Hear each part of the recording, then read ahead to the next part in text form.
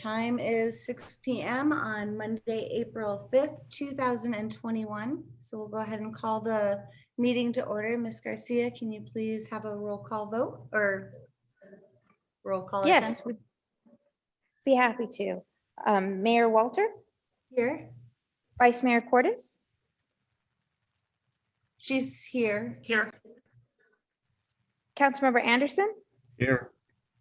Councilmember Rodriguez, Councilmember Hughes, and Councilmember Neal did call in today, and Councilmember Mendoza. Here. We do have a quorum. Excellent. Let's begin with a moment of silence, followed by the Pledge of Allegiance.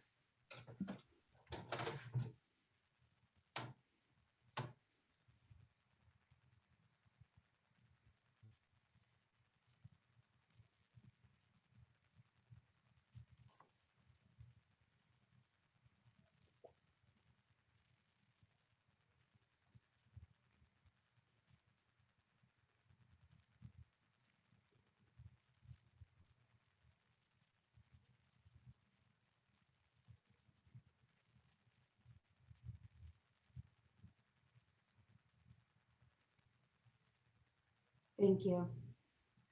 I pledge allegiance to the flag Flag. of the United States of America. and to the To the republic republic for which it stands, stands one one nation, nation, under God, indivisible, indivisible, with with liberty liberty and justice for all.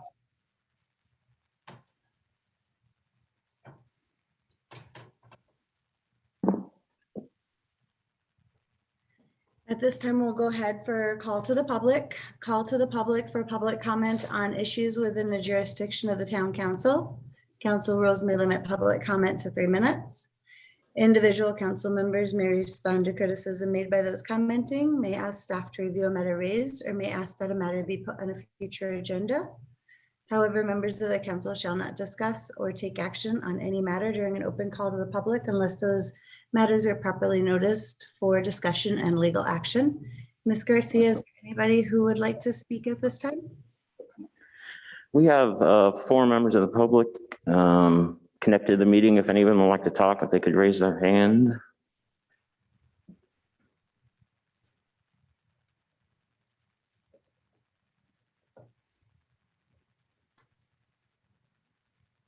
And I am not seeing any hands raised at this time.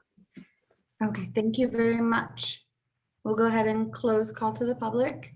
And item 6A is a public presentation with an update on EPCOR by Mr. Chad Guzman, who is the Director of Government Relations, and Jacob Rogers, who is the Director of Operations.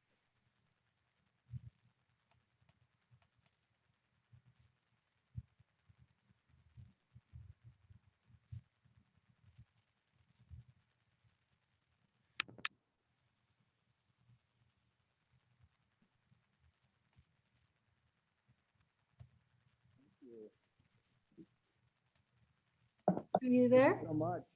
Mayor Walter, members of the council, for the record, my name is Chad Guzman. I'm the Director of Government Relations for EPCOR Water.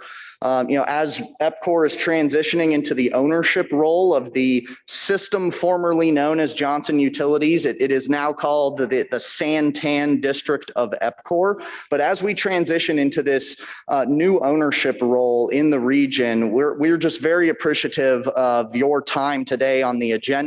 And thank you for this opportunity to give a kind of an introduction to EPCOR as a company and our plans for the future to unlock the economic potential of this region through our management and ownership of the water and wastewater system, and to really engage in restoring the trust of the communities that we serve with their water provider, something that has been sorely lacking for far too long in this area. Specifically, also wanted to thank Brent Billingsley and Ben Bitter for their help in getting us on the agenda today and for remaining in very close communication with EPCOR throughout the ownership transition, and especially over the past couple months. They've done a great job communicating with us and keeping us up to speed on what's happening here in the town of Florence.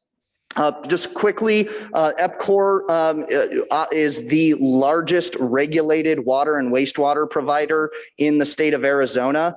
As you can see on this map, we really operate water and wastewater utilities across the state. We also do a lot of work in the water transmission business in New Mexico and Texas.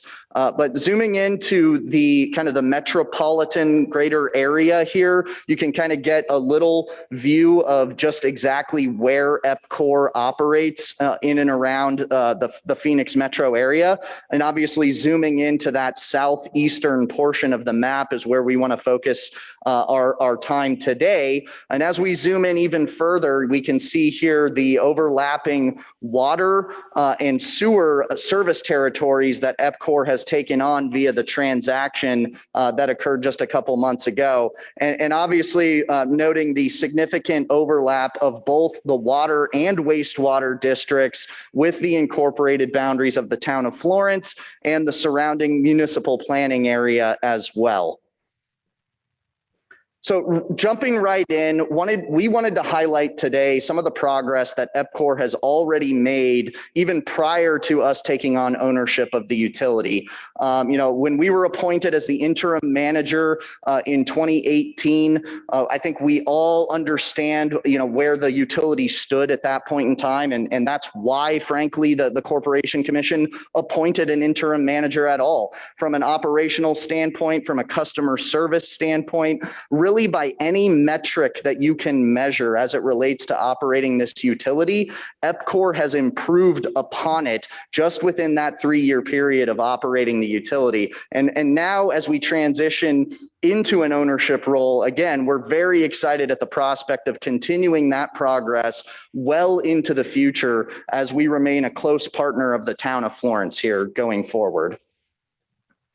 The road to ownership really, was several years in the making and probably several years too long from a lot of people's perspective, as we, again, were appointed in 2018 as the interim manager and really just now completed the ownership transfer just in January of this year, a couple months ago. One of the key components of that ownership transfer was the settlement that was reached among EPCOR, the former owner, the Arizona Corporation Commission, the Department of Environmental Quality, some of the utility ratepayer advocates like the Residential Utility Consumer Office, all of the and many other stakeholders like the town of Florence that was very involved throughout this entire regulatory process. Wanted to highlight, just some of the main points in that settlement that I think have been the subject of a lot of questions as we transition and as that process took place over the past few months. First of which is just the financial benefit to the ratepayer that EPCOR, is committed to as a part of that settlement, which includes up to 30% or $21 million contributed to the construction of the Copper Basin wastewater treatment facility. Now that is the facility that is to replace the Section 11 wastewater treatment plant that has been the source of a lot of the issues associated with the wastewater side of the utility that we will get into in just a moment. In addition to that, the former owner contributing about $15 million worth of land via land donations to that same Copper Basin construction site. And then additionally, EPCOR has committed to forego about $10.3 million in rate base. So permanently removing $10.3 million from the rate base that will ultimately result in about $22 million in savings directly for the ratepayers. Now, the final point on this is one of the sources of a lot of confusion or questions as it relates to the transaction, which was the $45 million deferred debit, which was a regulatory asset that was added to the transaction. Now, due to some of the finance and accounting practices of the former owner, the rate base for this utility was pretty close to zero. And so for this transaction to be commercially viable, we did require some added financial rate base to that that equation. So the settlement with all those stakeholders that I mentioned, we did ultimately reach the figure of $45 million. But what we really tried to do was strike the right balance with the customer in mind that would also give us the financial ability to rehabilitate this system once again and build that infrastructure that's needed for those long-term sustainable solutions. So, but even on a dollars to dollars comparison, the benefits of this transaction far outweigh the costs. So getting into a little bit more of the specifics, on the wastewater side, when we were the interim manager, the system, we were able to get it to a point where it was stable, but not really sustainable for the long term. The way that we were able to even get it to a point of stability was basically drawing down the funds of the previous owner who was in charge of actually funding the infrastructure. And so we actually spent the previous owner's money to the tune of about $46 million. Now, going forward, just over the next 3 years, our capital improvement plan shows that the system still requires about $138 million of added investment. And that includes the construction of that Copper Basin plant that I just mentioned, expansions of other plants in the region, and the decommissioning costs of the Section 11 plant as well. So just zeroing in again on the wastewater solutions, the one thing I want to highlight today, probably the starkest difference that the region will see with EPCOR as the owner is the fact that we do not have the capital constraints or any inability to fund the infrastructure that is absolutely necessary to provide safe, reliable water and wastewater service to your constituents and our customers. I mean, that is the fundamental duty of a regulated utility in Arizona. And again, we're very excited at the prospect of being able to come in and on day one, start funding that infrastructure and funding those solutions. And we'll get into a few more of those in just one moment as well. But additionally, this will allow, the main obstacle to economic growth in the region has been wastewater capacity. That's why developers have not been able to build new homes or develop land, is because there has not been a wastewater provider that they can go to. That is changing already today. And we're going to show, and we're going to demonstrate that right here.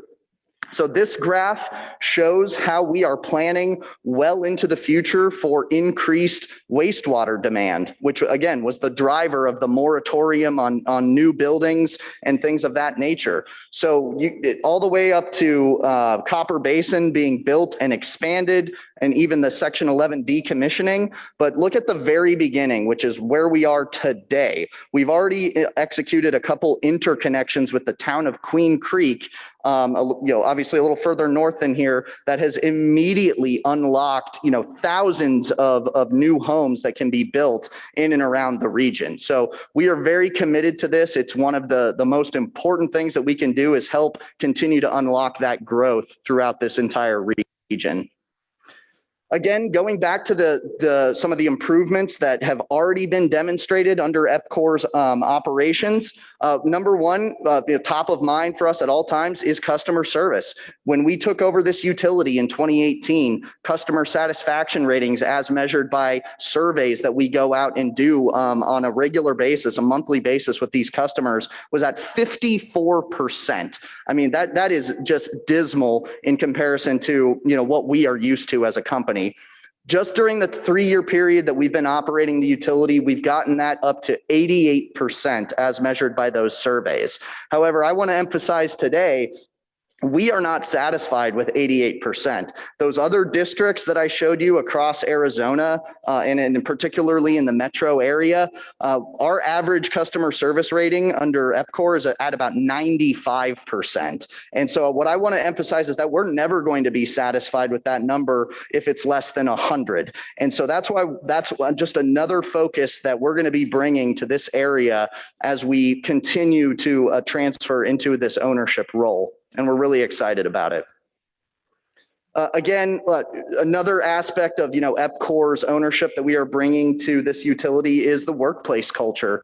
A huge focus on safety. Obviously, as a regulated utility, we cannot do anything if we're not operating a safe utility. We can't provide reliable or clean water if we're not being safe on the front end. But also, just EPCOR, I can say this firsthand, it's a great place to work. The EPCOR cares about its workers, its employees, and that's been demonstrated via some of these metrics as well, where job turnover has already decreased by almost 5% just within the time that we've been in the region. And so again, we're excited to continue some of these really good trends.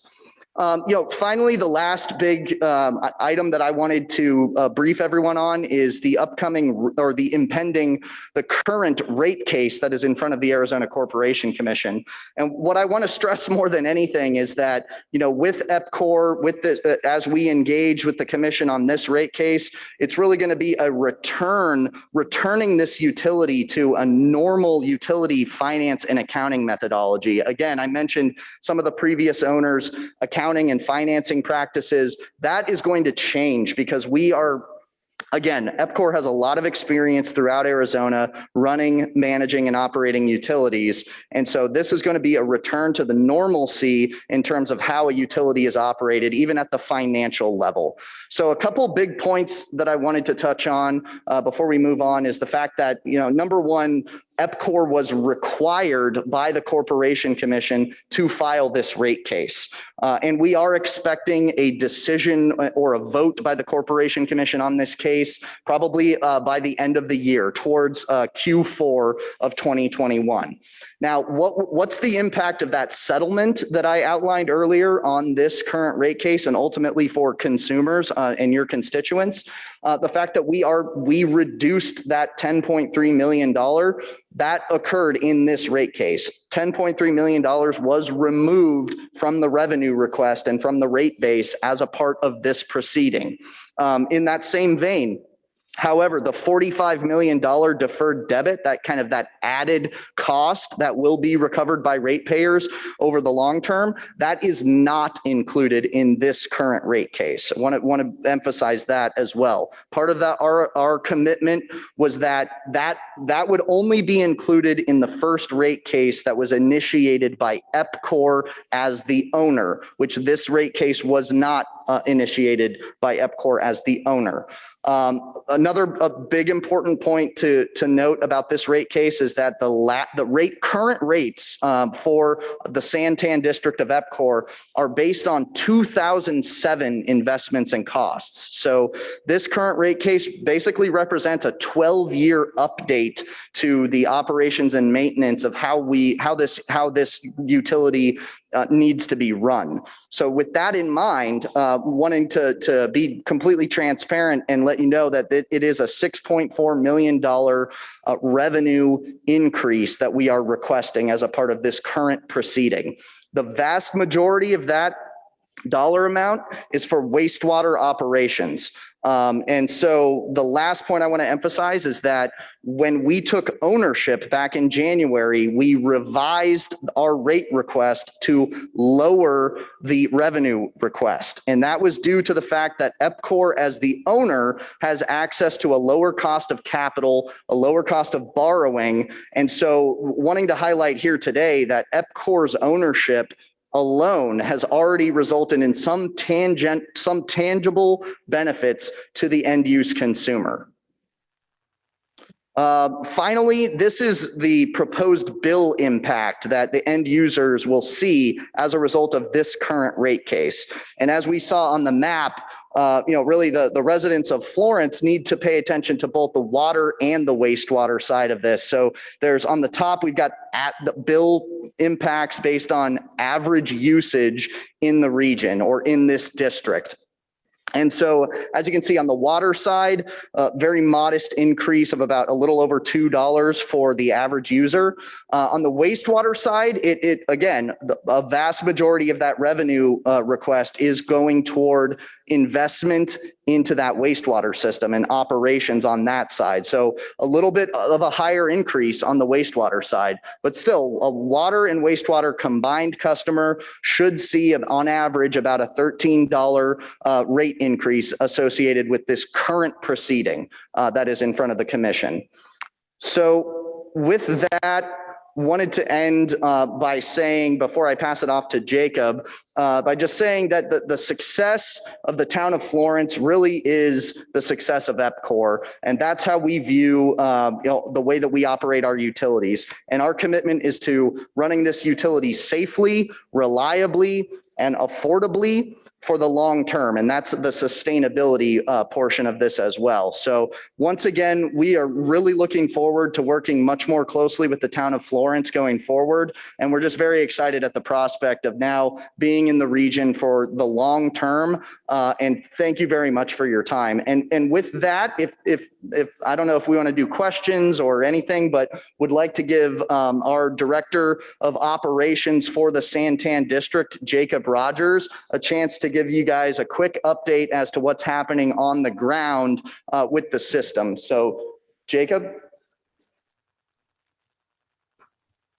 Thanks, Chad. So, I mean, I'm mostly here to answer any questions that you guys might have. Like Chad said, I'm the Director of Operations. I've been down here for the entirety of the interim management and kind of lived through those struggles.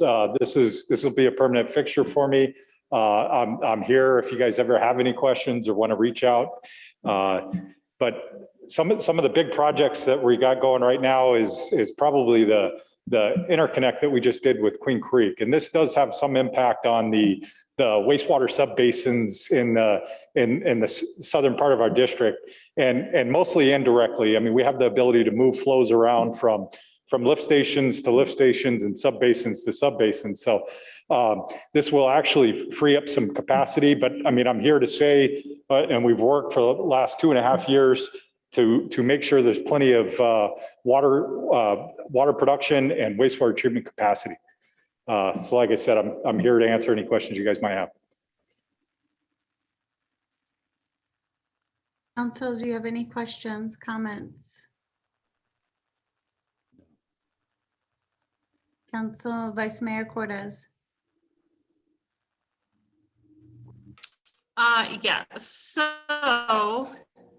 I actually live in the area that is serviced by Johnson Utilities, now EPCOR. And I know you say that your approval rating is better than it was for Johnson Utilities, but to me, that's a false statement in the fact that people are just happy that Johnson is no longer in charge, not necessarily happy that EPCOR has taken over.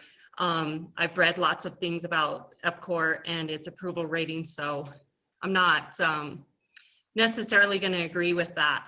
But what concerns me is that at one point, it was made very clear to us that EPCOR was expecting the residents to help purchase and fund part of the purchase for EPCOR to buy Johnson Utilities. And that then you guys are also seeking a rate increase on top of that. So when I look at your rate increase, what doesn't seem like a lot to you is a lot to our residents, especially since we have a lot of residents that are snowbirds and aren't used to having to pay such high utility bills when there's no one at the house for 6 to 7 months.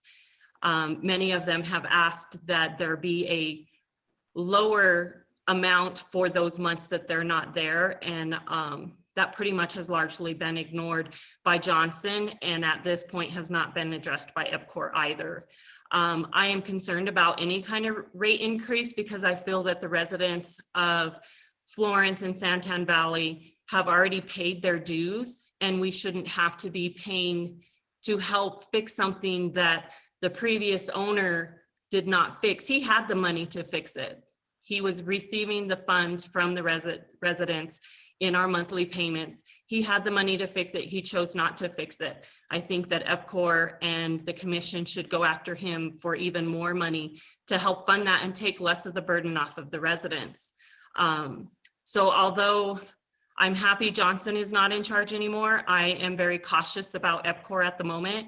and we'll be keeping a very close eye on you. But do know that I will not ever be in support of any rate increases from EPCOR or anyone. I don't support them on our water district here in Florence, and I won't support them in Santan or in Anthem either. So I am one of not the cheerleader in your corner, but I'm giving you the chance. So I'm hoping that you plan on doing right by us residents. And thank you, Councilwoman Cordis, for those comments and those questions. Just addressing, the customer satisfaction and the affordability question. Again, I want to reemphasize, we're never going to be satisfied with any rate of customer satisfaction that shows up in a survey or, anything of that nature. What I want to ensure is that you, as council members, have a direct contact at EPCOR, that you can, if you're having constituent questions, complaints, or issues at any level, we want to be extremely responsive to those. And I want to ensure that everyone on the council and staff has my contact information so that when those issues arise, you guys have someone that you can go directly to at the company so that we can be extremely responsive in that regard. On the affordability side, I do want to emphasize that the cost of the acquisition in no way was tied to that $45 million regulatory asset, which I think is the source of some of the frustration, which is the added cost of that $45 million. Again, that in no way was tied to the cost of us purchasing the utility. That was simply, again, for us to make that a commercially viable transaction. And it was also necessary for us to retain our credit rating as well, which gives us access to that lower cost of capital that I mentioned and highlighted as well, which ultimately helps us when we're investing in that infrastructure to keep costs as low as possible as well. So wanting to ensure that we're working as collaboratively as possible in terms of addressing any constituent questions or issues that may arise, and wanting to ensure that we are doing everything that we can to keep rates as affordable as possible well into the future.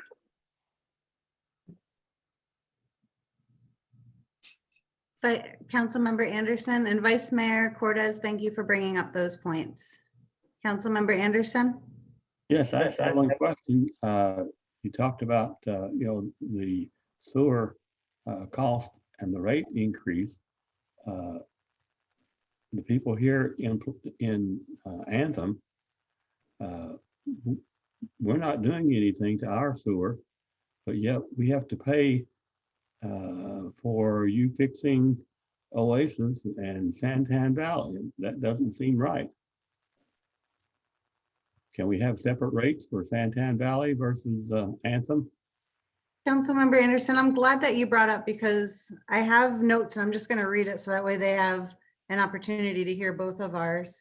One of the notes that I took during the presentation was sectioning or scaffolding rates, because when you look at where the remainder of EPCOR is located outside of our municipal boundaries, that was infrastructure that was put in and permitted, and it went through the county.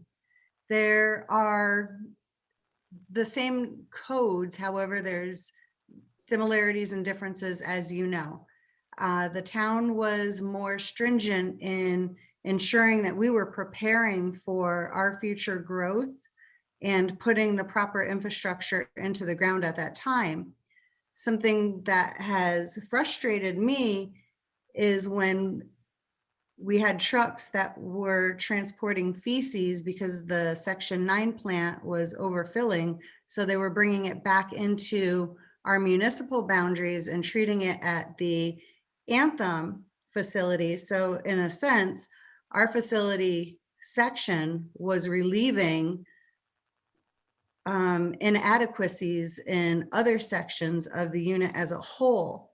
I would like to see EPCOR look at the different areas and scaffold rates, because the system here is newer. It was built, to my understanding, to a higher standard. And I feel that the undue burden on our residents to fix the infrastructure as a whole is something that is just frankly not fair. I agree.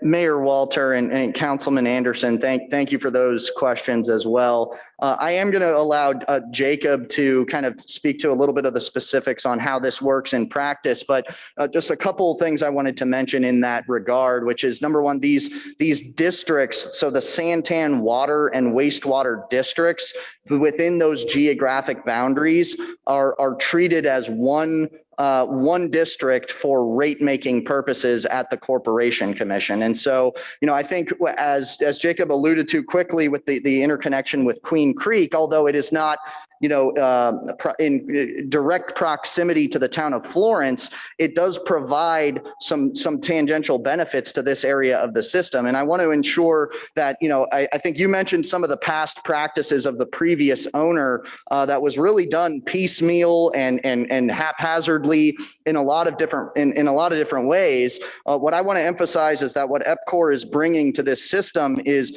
system-wide long-term planning, which is again a kind of a return to normal utility operations. That is not something that had occurred in this region for many years prior to this, and we completely understand that. But none of the decisions that we're making on one part of the system or another is made in a vacuum. And I think that's our main emphasis, is that every decision that is made is from a system-wide perspective of how can we get this system back to operating like a normal water and wastewater utility and ensure that can remain sustainable for many years into the future. And so perhaps Jacob, you could touch on how that actually works in practice in some of these things. No, and that's absolutely correct. So one example, I know we were talking about the previous ownership. So when they would construct a facility or a pipeline or something, it quickly outgrew itself over the past 5 to 10 years.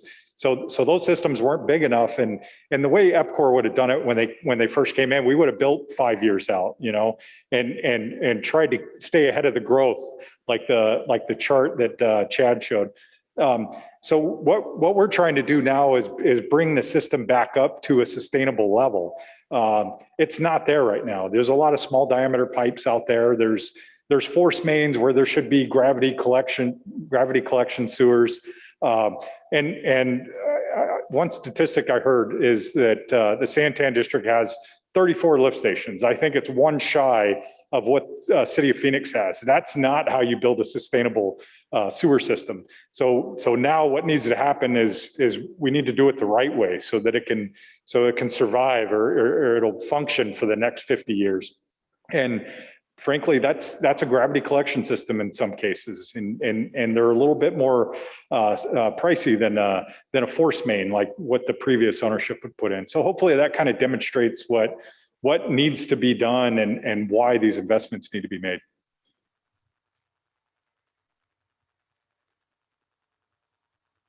Are there any other questions for council?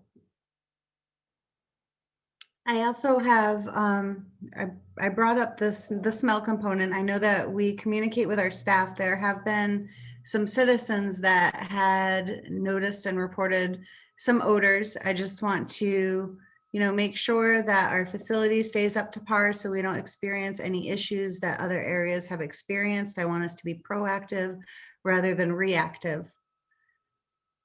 And another question that was brought up by a resident has to do with aesthetics.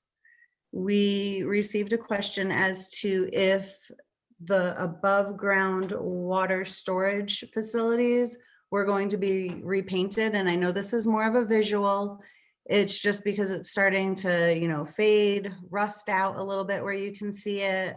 Johnson Utilities name is on it, and we want to make sure that we are sending a message to our citizens of, if you have a water issue or if there's a water question, like here's your water service provider. So that way people know who is providing the services there. If you're going to put your name on it, that's fine, but just keep it clean. And I don't know if that's something you've thought of. Sure. So those are actually a couple more examples of previous ownership not building a utility right. So one is odors and one is aesthetics. Now, not that aesthetics is not important to us, but it's not our priority at this point. You know, we want to get the system to where it's sustainable and people have running water and they don't have sewage in the streets, you know, so those are priority number one. I'm going to speak to odors a little bit. So that the Anthem facility or the Section 11 facility, neither one had adequate odor scrubbing technology or abilities. So that's a project that's slated for 2021. At our Section 11 facility, we're getting ready to perform an odor study that's going to kind of give us a detailed view of where the origins of these different odors are. But parallel to that, I'm sorry. I'm sorry to interrupt. I just don't know if I heard you correctly. Did you say the Anthem facility did not? It's actually both. So our Section 11 facility is the one that's going to get the odor study. And I was going to mention parallel to that, operations is actually is pretty good at finding odors. We've developed a few methods over the past couple of years to find these odors. And what we do is we set up H2S analyzers throughout the region, and then we monitor wind directions, and then bring all that data together and essentially triangulate where the odors are coming from. And this helps us kind of focus our efforts. And this is a good demonstration of the ability of EPCOR too. You know, we're creative, we're smart, we're efficient most of all, and all of that means cost savings to the customer. But anyway, so we're investigating the odors at the Anthem facility. We plan to install an odor scrubber that's properly sized that will effectively treat the H2S gases that occur in the wastewater treatment process. The other thing that we're trying to identify is there's a dairy that's about 1.25 miles south of our facility. So we want to understand that those odors are coming from us and not the dairy, so that we can assist the town in kind of directing the complaints and identifying the source of the emissions. If it's helpful, I have taken a walk over on one of the nights where I have received a complaint of the smell. Yeah. And I can assure you it's not coming from the dairy. Okay. Yeah, and we have analyzers deployed right now, so we're going to have that data in about another week or so with wind directions, and I'll be able to put that in a report and demonstrate where those odors are coming from. And I'm not saying that they're not coming from the facility, because we do. We create odors there. So, but like I mentioned a minute ago, there is a plan to put an odor scrubber at that facility that's adequately sized. Vice Mayor, go ahead.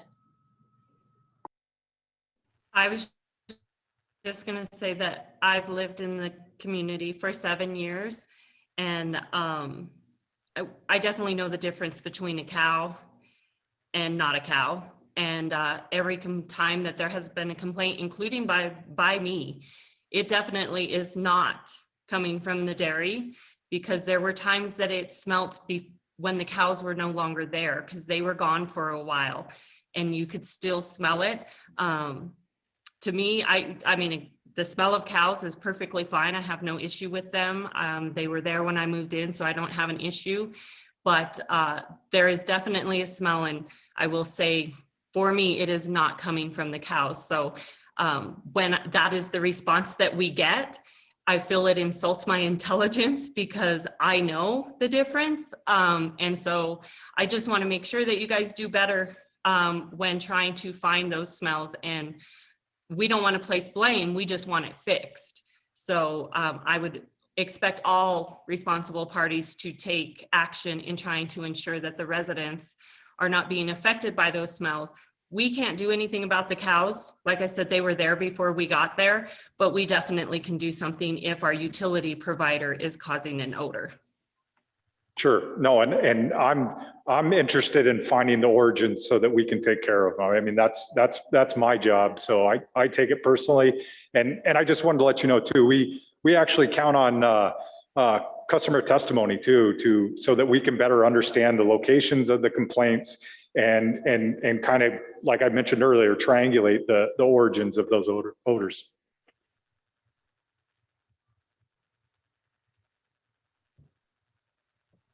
Do you need us to tell you where it is, or?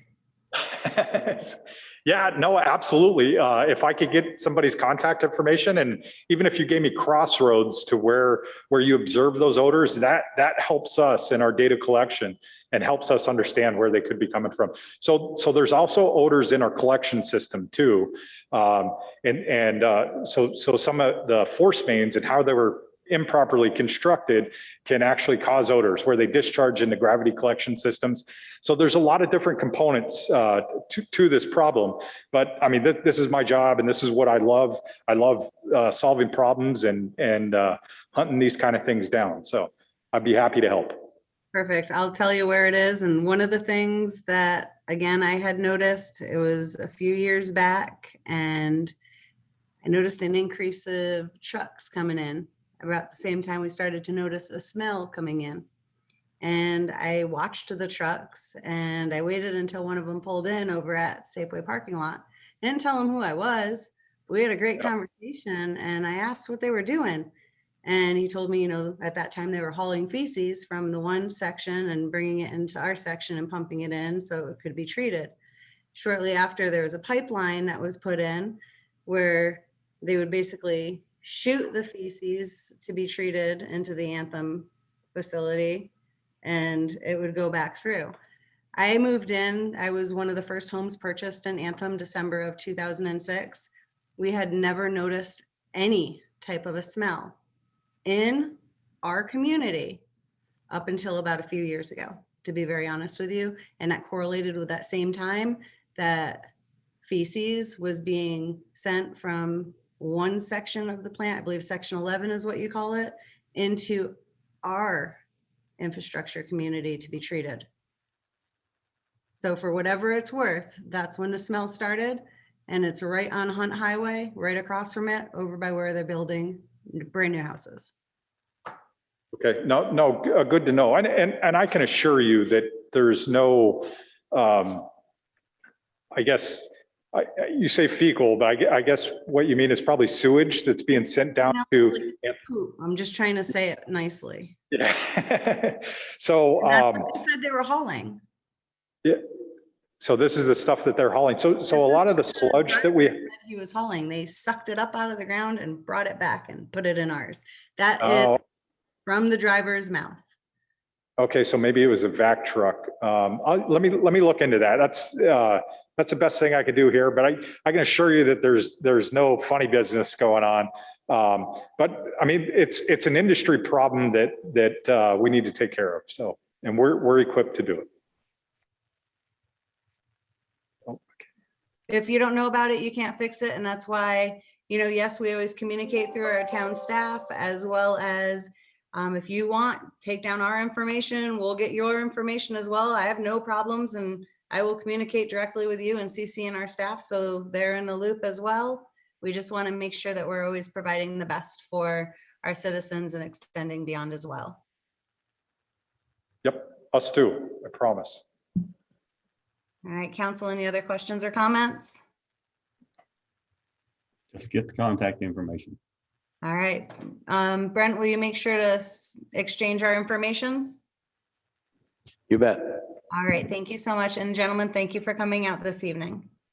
Thank you. Mayor Walter, council members, thank you so much for your time today. The last thing I did want to say quickly before we leave is that we truly understand what you, your staff, and your constituents have been through over the last decade plus in this region. We are here to start a new chapter and to bring accountability and transparency to your water and wastewater provider. Please hold us accountable. Please hold EPCOR accountable for the promises that we're making, for the commitments that we're making. That's why we're here today, and we will be here again very soon. So thank you very much. Thank you. We appreciate it, and we will definitely take you up on that. Thank you. Thank you. Thank you so much. Thank you. Our next presentation this evening is a 2020 annual report by our fabulous police chief, Mr. Bruce Walls.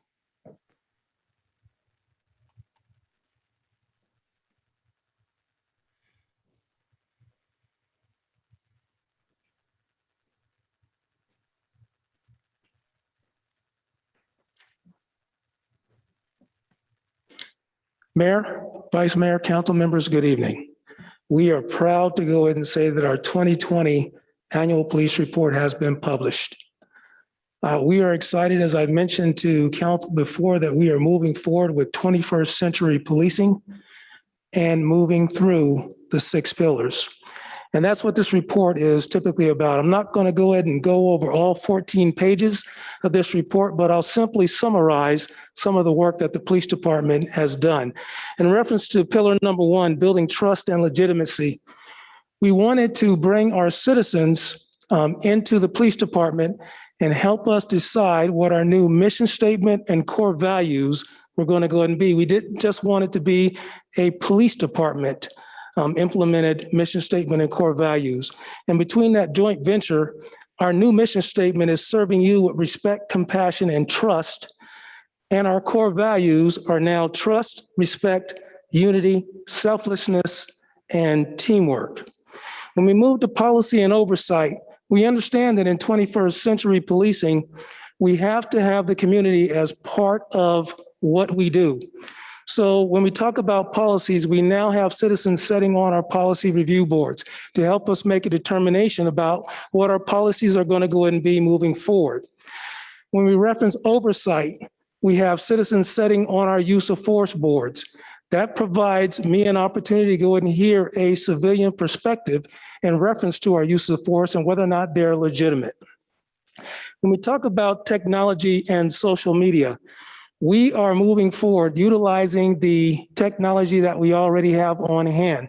One of our officers built from scratch an early warning system that helps identify potential problems that our officers may experience as they go through their course of work. And then, of course, social media, we are advancing our use of social media to make sure that we communicate with the public.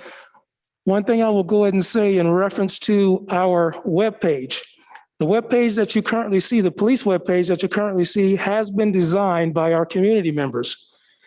The look that's on there has been designed by them. I want to make mention of a particular button on there. There is a youth access button that we went to the high school and talked to some of our youth to go and see what can we go ahead and do to have you all come visit our website. So some of those buttons that you see on that page is directly attributed from them. When we talk about community policing and crime reduction, you've seen a great effort by our officers to get out into the community and touch base with community members, listen, and devise strategies to go and address their concerns. Bill number 5 talks about training and education. We've done a great job last year of getting our officers trained and educated on how to better support the town of Florence. And the 6th pillar talks about officer wellness and safety. We are emphasizing the importance of education and mental preparation in reference to this job. And we've procured safety equipment that we think are going to have our officers do a much better job in protecting the town of Florence. Again, we are proud to have this report published. You can see it on our website. And then I open it up to the council for any questions that they may have. Councilmember Anderson. I have a question because it was on the consent agenda about the radios, police department. This is probably the 3rd time in the last year that we've bought more radios. Each time I say, is this the end of it? Do we have the right radios for all our policemen? I thought I got the answer 6 months ago that we were there. Now see we're buying more radios.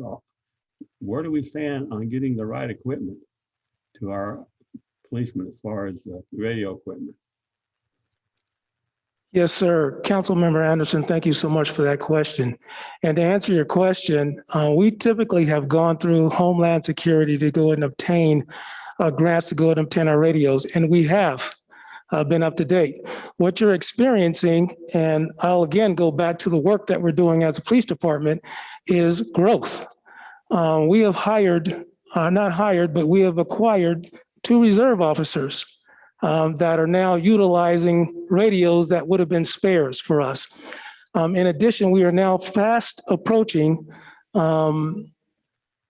having full staffing for the police department, whereas we relied on vacancies to use some of those radios as spares. We're no longer capable of doing that. With the growth of the police department, that's where these 4 additional radios are coming from. So does that make us all that we're going to need except for replacements and breakage? Yes, sir. As it stands right now, with our current staffing, this will give us 2 additional radios as backup. Now, I will caution the council members, should we decide to go ahead and grow more, yes, sir, at some point, I may need some additional radios. Fair enough. Fair enough. Thank you. Councilmember Mendoza, do you have anything? Questions or comment? I do, but I think Michelle Cordes had her hand up first. Sorry, I was just going over and go ahead, Vice Mayor. Oh, okay, thanks. Thank you, Johnny. I just wanted to really make a comment. I wanted to commend our police chief and his staff on the connection that they are trying to make with our youth.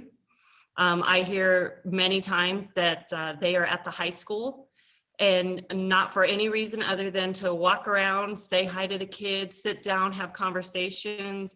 You ask them what their plans are for the future. You give them advice.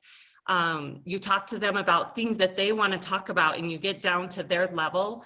And it is great to see someone do that and to encourage the rest of the staff to do that, because that's what our youth needs, is to have that connection, not just with an adult, but to have it with our police force and our firefighters so that they feel safe and that they have a better understanding of what your job entails as well. So I just wanted to commend you guys on that, because it is definitely something that stands out. And when I talk about it with other communities, they say, oh, wow, I wished our police department would do that. Or they say, oh, I'm going to talk to our police chief and have them start doing that. So that is a great thing. And I just wanted to say thank you. Vice Mayor, we really appreciate that. Thank you so much for the compliment. But my hope is that what you just said is normal activity for the police department and something that doesn't need to be commended. I think all of us as police officers, that is something that we should do as a normal approach in our community and with our youth. Councilmember Mendoza. I had 2 questions. One of them is, what do you know the average time in service that you have for each officer, not each officer, but the officers on the force? Councilmember Mendoza, I don't have the exact answer to that question at this particular point, but I can tell you what I see. And we have a relatively young police force. And I would say if you probably average it out, you would probably go anywhere from 5 to 7 years. But I'll get you a direct answer on that tomorrow, if that'll be okay, sir. That's fine. And would you know anything about a turnover rate? I mean, because we do have a young department, do we have a high turnover rate? I can go ahead and tell you from when I've been here, council member, we have not had that high of a turnover rate. And for the officers that have left, I've had people waiting in line to go ahead and take those positions. Again, I mentioned earlier that we are quickly becoming at full staff. I have 2 laterals that are waiting to come on board as we speak right now, and I have a recruit in the academy. Okay, thank you, Chief. I just wanted to commend you on the excellent job that you have been doing in leading our police department. I'm especially proud of all of our officers. They work very hard and they go above and beyond for the community. I appreciate how they do go into the schools as well. Michelle, Vice Mayor, has mentioned interacting with the youth, the creativity that has been brought aboard, especially with the new program that is going to be rolling out this summer, where the officers will have even more of an opportunity to interact with the youth and, you know, make a positive difference in their lives and just help educate and interact with them. Is there anything that you need from us as a council that would, be more beneficial to the police department? Whether it's equipment, officers that you'd like to talk about? Well, Mayor, again, thank you so much for that comment. You mentioned, is there anything more that you all can do? Number one, I want to go ahead and thank you all because you all have done a great amount for this police department. I just had a conversation this afternoon with the town manager and town clerk, and they were of the same approach. Chief, what do you need? And I've gotten what I need at this particular point. So again, we appreciate you. I appreciate the comments. I am also proud of the men and women, the Florence Police Department, and even more proud of our citizens who constantly give us the care and I guess police nourishment that we need. Excellent. Well, we'll, obviously keep in our communications, and again, just please know that we are very proud and thankful and appreciative. Yes, ma'am. Thank you, council. Thank you. Our next item is item C, which is a proclamation proclaiming April 4th through 10th, 2021 as National Library Week. Miss Gloria Moreno.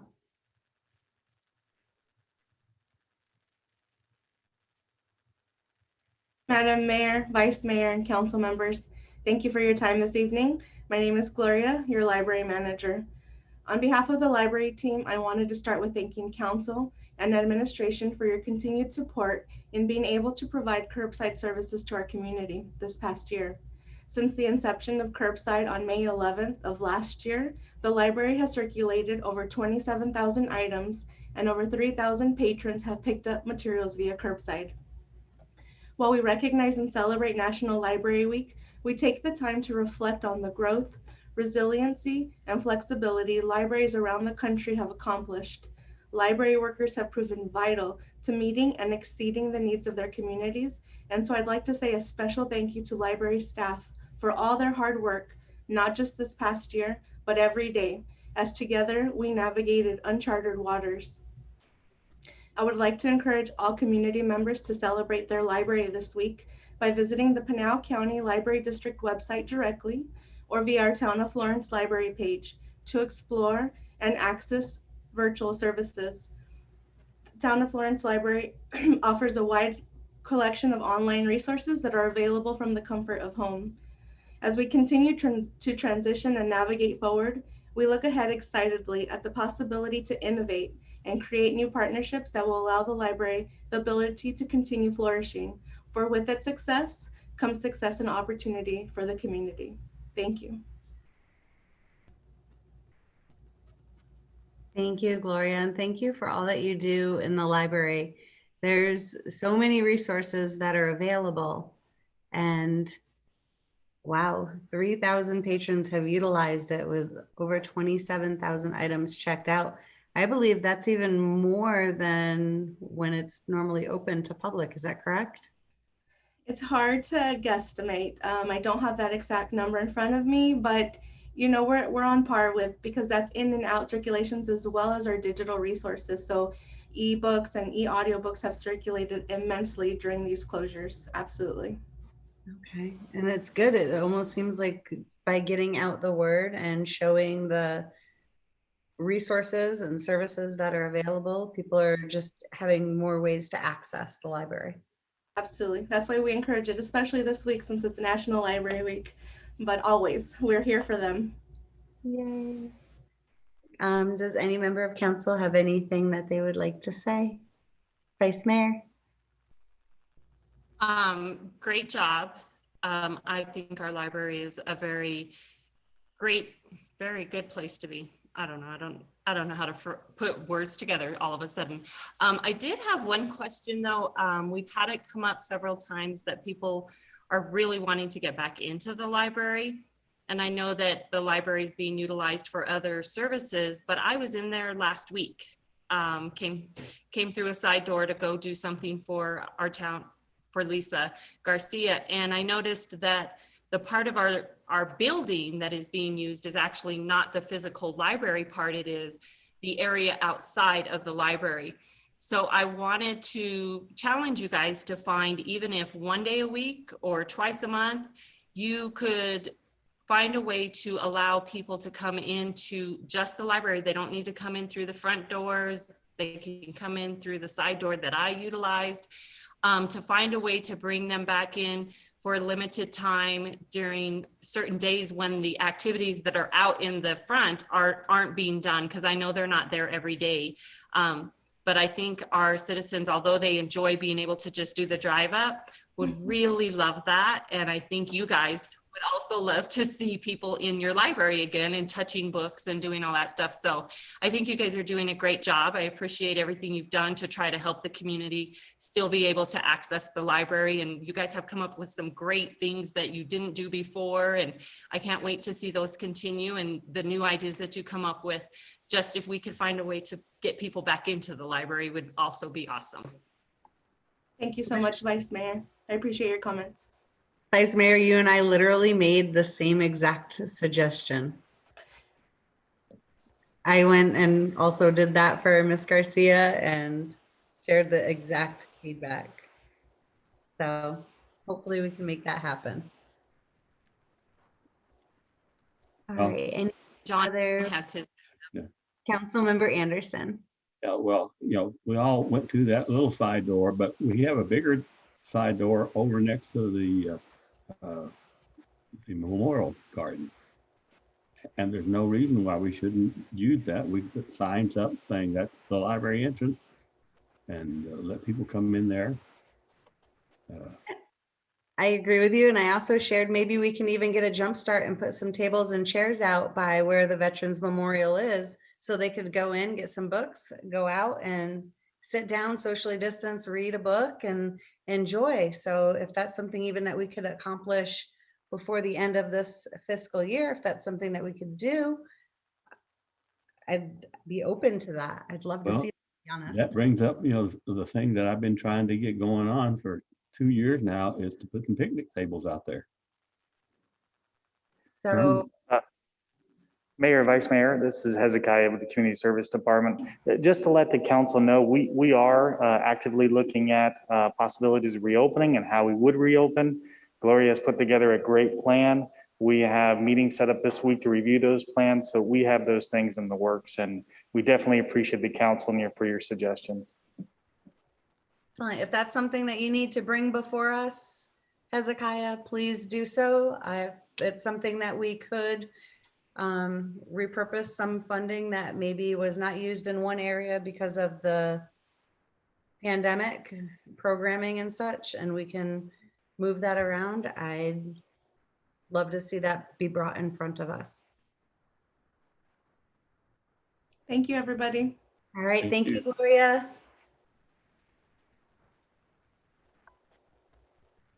The next item on our agenda is item D. This is a proclamation for April 2021 as National Autism Acceptance Month.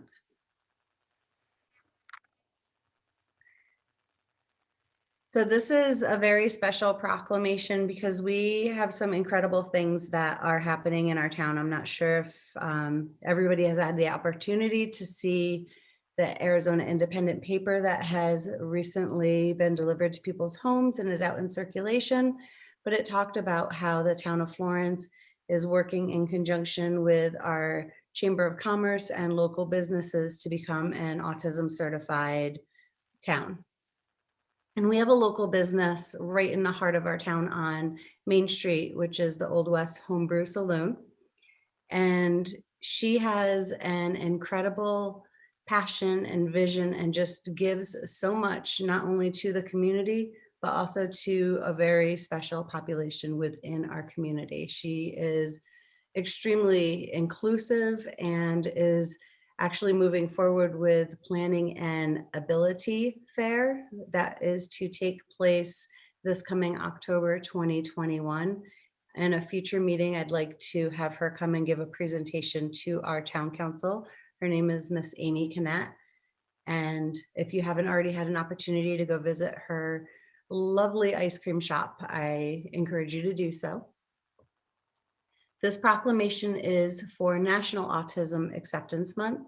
This is whereas people across the globe take time to recognize the millions of people living with autism spectrum disorder, and where autism spectrum disorder is a pervasive developmental disorder affecting social, communication, and behavioral skills by those affected by it. And whereas 1 in 68 American children are diagnosed on the autism spectrum, whereas this number has increased over time as identification methods have improved. Whereas the town of Florence, Arizona is honored to take part in the annual observance of Autism Acceptance Month and World Autism Day, which was on April 2nd. Furthermore, Florence Town Hall will be lit blue to show our support for autism awareness during the month of April 2021. Now therefore, I, Tara Walter, Mayor of the town of Florence, Arizona, do hereby proclaim April 2021 as National Autism Acceptance Month and join the nation in recognizing April as National Autism Acceptance Month as a symbol of our commitment to creating a culture of disability awareness and inclusion for all members of our community. Does any member of council have any questions, comments? Councilmember Anderson. Yes, since I go to the chamber meeting, I get a report on this, from Roger every month. And, he's been encouraging the local businesses to get this certification. And I've raised the question about the town getting certified. And I don't know who should do that. So I'd like to see us go through that process so we can say that the town is also certified. So I don't know if that's something that personnel should do. I mean, human resources, or is that something that the Ben should do? Well, I'm glad that you brought this up. I had sent a request in, Mr. Billingsley, and in the request, it asked, where are we in regards to the planning and the facilitating? What additional training or anything needs to be brought forward so that way we are a part of this as a whole? Because I think it's important for our employees that interact day to day. This is our community, this is our home, and we all want to make sure that we are working together, understanding, and informed of best practices of being inclusive. Madam Mayor, Ilan is coordinating with the chamber. And I believe Ben is the one that is coordinating on the resources for training costs, et cetera. So if Ben's online, he would probably be best to answer that question.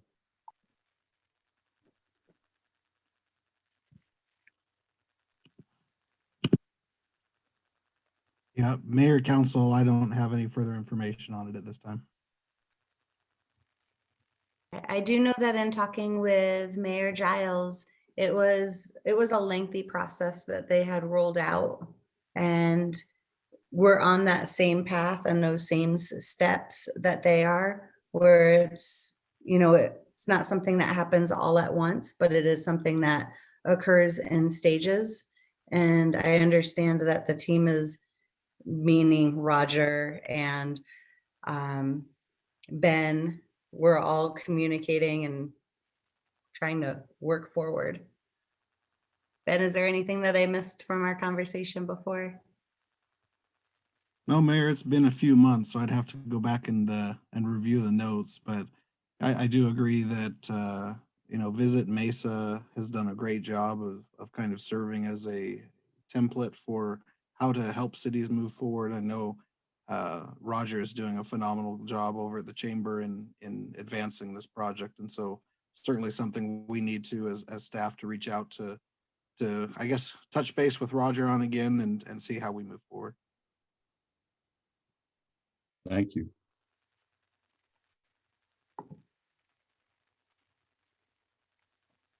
All right, Councilmember Mendoza or Vice Mayor Cortez, do either of you have anything that you'd like to add? I would just, I'm not, oh, sorry, I just started talking. I'm not part of the group, but I would like to suggest, if you guys already aren't, to make sure you connect and have a partnership with our school district. I know that we have a child that struggled and needed assistance and was part of the special ed program when he was in high school and here in Colorado, and they had many programs where the students were connected with training jobs that then hopefully when they graduated, that job would turn into an actual job for them. And they got a lot of training. It helped them learn socialization. It helped them learn responsibility. It just helped them feel like a productive citizen. And in their terms, they felt like they were just like everybody else, because that's their biggest goal, is to be treated like everyone else. So I know there are many high schools that have programs, or many school districts that have programs that this is what they do. They have an entire group of people that this is all they focus on, is those kids that are getting ready to enter the real world, and they want to make sure that they enter it with their feet on the ground, ready to go, a place to go, things to do, a way to be responsible. And they need help. They need help from the towns. They need help from the businesses.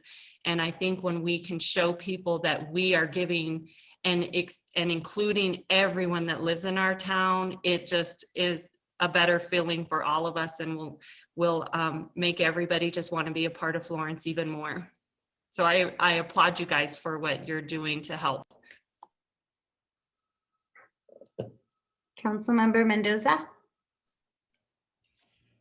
I think this is an awesome thing that we're doing. I would like to see it expanded for other disabilities. I did have a conversation with Hezekiah. We're getting ready to build a couple parks. Let's add some autism friendly and other disability friendly swings and different items that can help bring people into the area, you know, where there's so many different things that we can do as a town to let them know that we want to have them included in our town. And I think this is just a wonderful thing. I love that. Thank you for sharing that. I love that idea.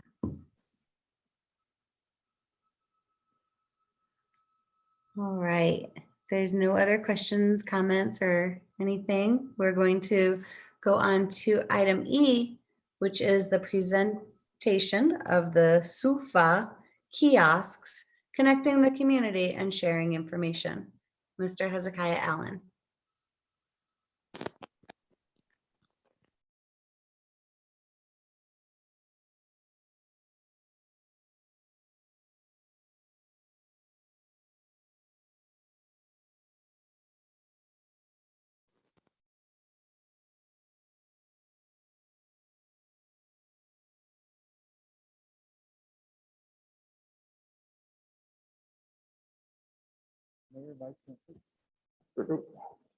Mayor, Vice Mayor, Hezekiah Allen, Council with the Community Services Department. Mayor, I'm so glad you got the pronunciation correct, because I have not, and I finally got it correct. The town manager has been correcting me weekly on that one. It's not SOFA, it's SUFA.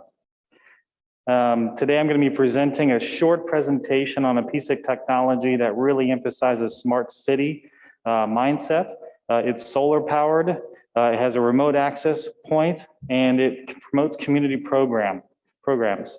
Obviously, everything happens through teamwork.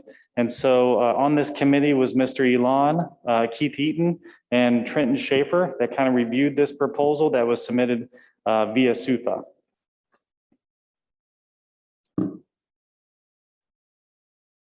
We recently had a Arcs Recreation Master Plan that was completed in 2019. One of the overarching themes that came across with that plan is that we need more advertising. We need more awareness. We need to bring the community together via getting that information out.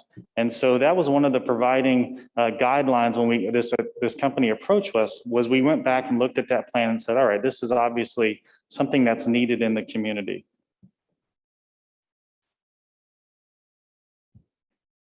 I'm going to show a video here shortly, but the video kind of goes quickly through some really neat points. And so that's why I put it on this slide for council and the community to see before I play the video. But some of the key features is that it delivers important information to the public, to the community real time. You have access to this equipment as it's out there on the streets in the community. Real-time public transit, local event calendars, city social media feeds, and local business information, and then hyper-local news. I'll go ahead and play the video.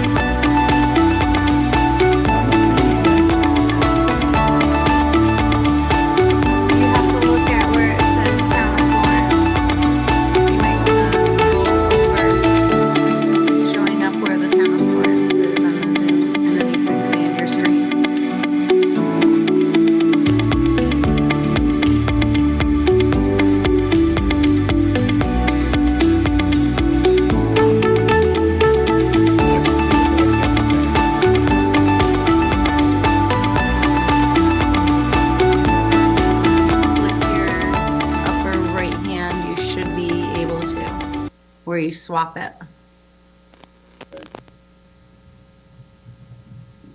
I did that, I got you. Side by side gallery, I got it. Hezekiah? Yeah, Madam Mayor, did that play on your end? Well, it did, but it didn't swap out with the large screen, so I had to maneuver it. It showed on the Town of Florence screen. Is there any way to drag it over so that way it just pops over there for everybody? Because I'm not sure how it's showing on people's home viewing, because I had to actually click on where it said Town of Florence and expand it.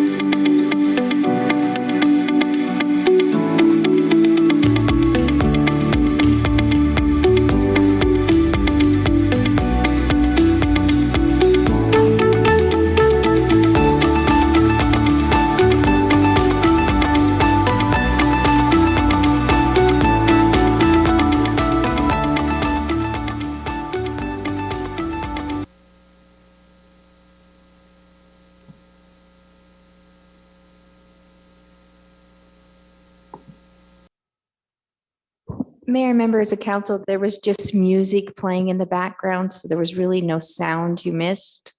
It was just a funky type of music. Perfect. That's really neat. Where are you proposing putting those signs? Any locations in mind?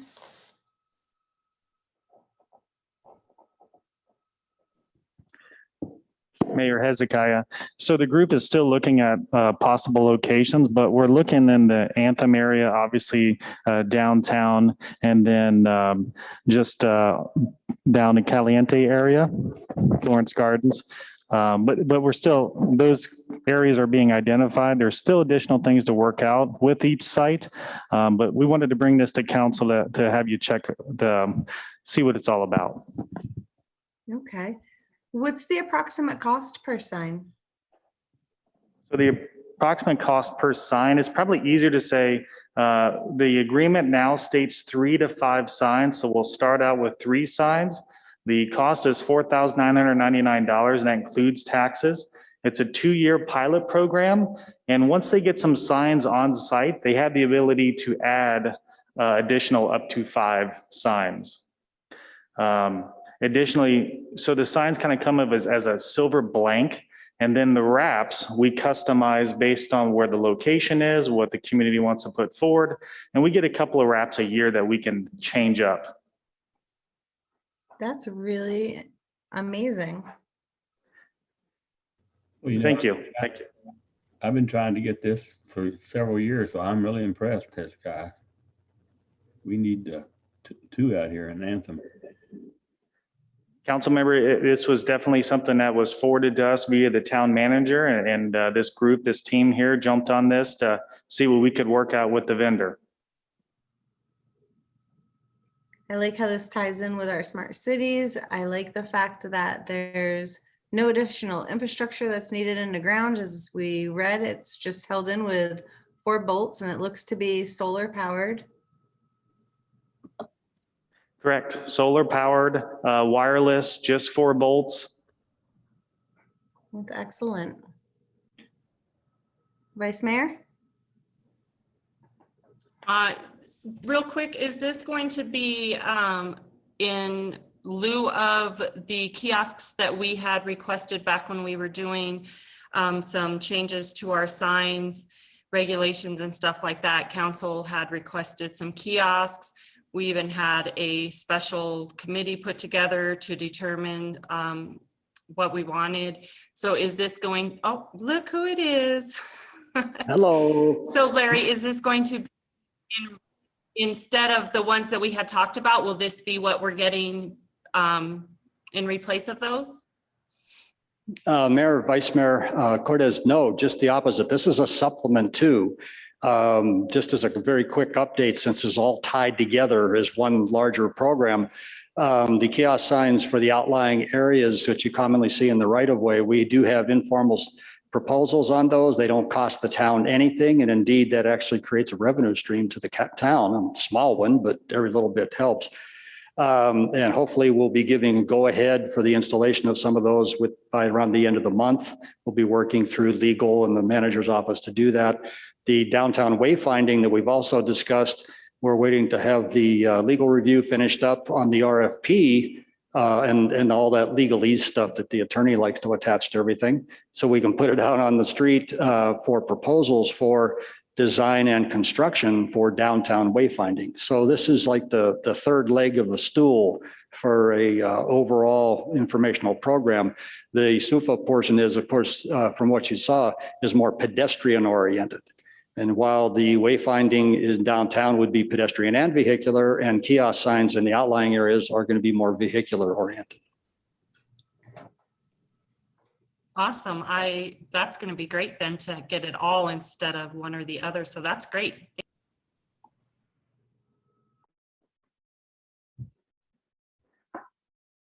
Any other questions or comments?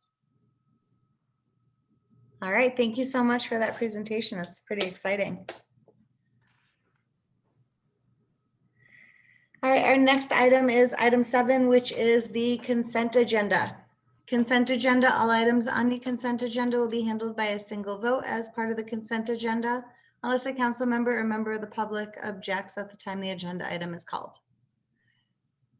Item A, proclaim April 2021 as Fair Housing Month. Item B, approval of the purchase of 4 portable radios, APX 8000 all brand from Motorola Solutions in an amount not to exceed $31,061.64. Item C is approval of the intergovernmental agreement between the town of Florence and the Florence Unified School District. Item D is ratification of a lease program to use the Florence Community Center as a Florence location for Pinal County vaccination POD. Item E is approval of 3 Phase 2 Returning Stronger grant applications received in the amount of $9,652.63. Sorry, my computer wanted to restart and I said, no, don't. Item F is to accept the single audit report for fiscal year 2019-2020. Item G is approval of the professional services agreement with the Pinal County Historical Museum. And item H is approval of accepting the register of demands ending February 28th, 2021 in the amount of $1,703,742.02. Is there anybody who would like any item removed at this time? I'd like item E removed. Item E. Okay, excellent. With that, we need a motion. I make a motion, we approve everything on the consent agenda except item E. Second. We have a motion and a second. All in favor? Aye. Aye. All opposed, same sign. The motion carries. All right, Councilmember Anderson, item E. I pulled item E for a very special reason, because I think we all got a nice supporting letter from our ex-council member, Karen Wall. And I really appreciate her sending us, her thoughts on that, because she's a big supporter of the Historical Society and Museum. I wish we got more of those. So I just want to recognize Karen and thank her for doing that. And I certainly want to make a motion to approve item E. Second. We have a motion and a second. All in favor? Aye. Aye. All opposed, same sign, and that motion carries. Item 8A is unfinished business. This is resolution number 1768-21. Discussion, approval, disapproval of a resolution of the town of Florence, Pinal County, Arizona, approving an update to the Florence Downtown Redevelopment Plan in accordance with State of Arizona revised statutes. At this time, I'm going to call up Mr. Larry Harmer. Hello again, Mayor, Vice Mayor, members of the council. This is the final formal step in the update of the redevelopment plan for downtown. You've had a presentation in front of you and an opportunity to review. There have been numerous public meetings and public comment periods, online surveys. I've lost count how many drafts the staff has gone through and made adjustments to prior to it going in front of HDAC and the Planning Commission before they reviewed it. And they've come forward, of course, with the positive recommendations. Tonight is the opportunity, should the council so desire, to adopt the resolution adopting this plan. At that point, it becomes a permanent part of the planning tools available for the downtown core area of the community, tied to the incentive, core infill incentive plan, the adaptive reuse plan, and other documents related to the stabilization and revitalization of the downtown area.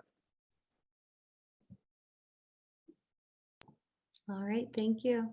Council members, does anybody have any questions or comments on this? All right, seeing no such move, we need a motion.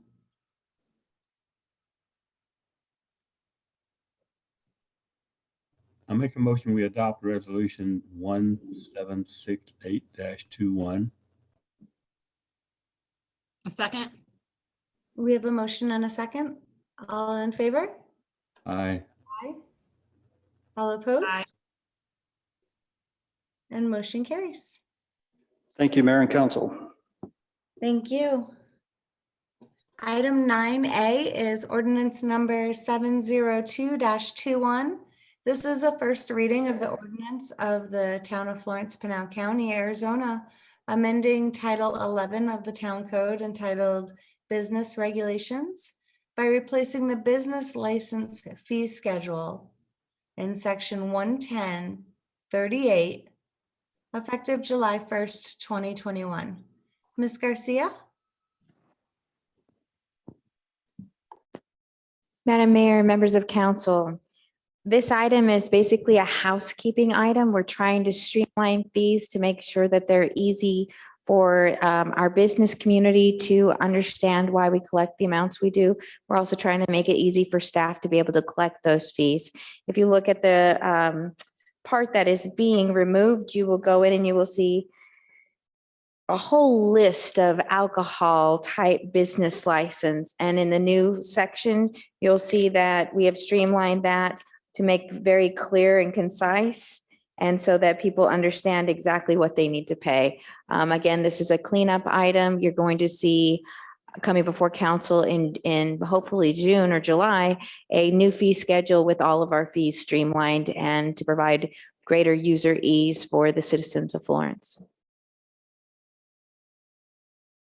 And I'm happy to answer any questions that you might have.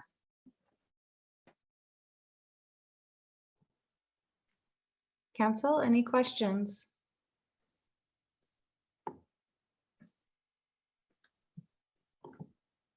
Well, I have a question as usual. What's the sex-oriented businesses?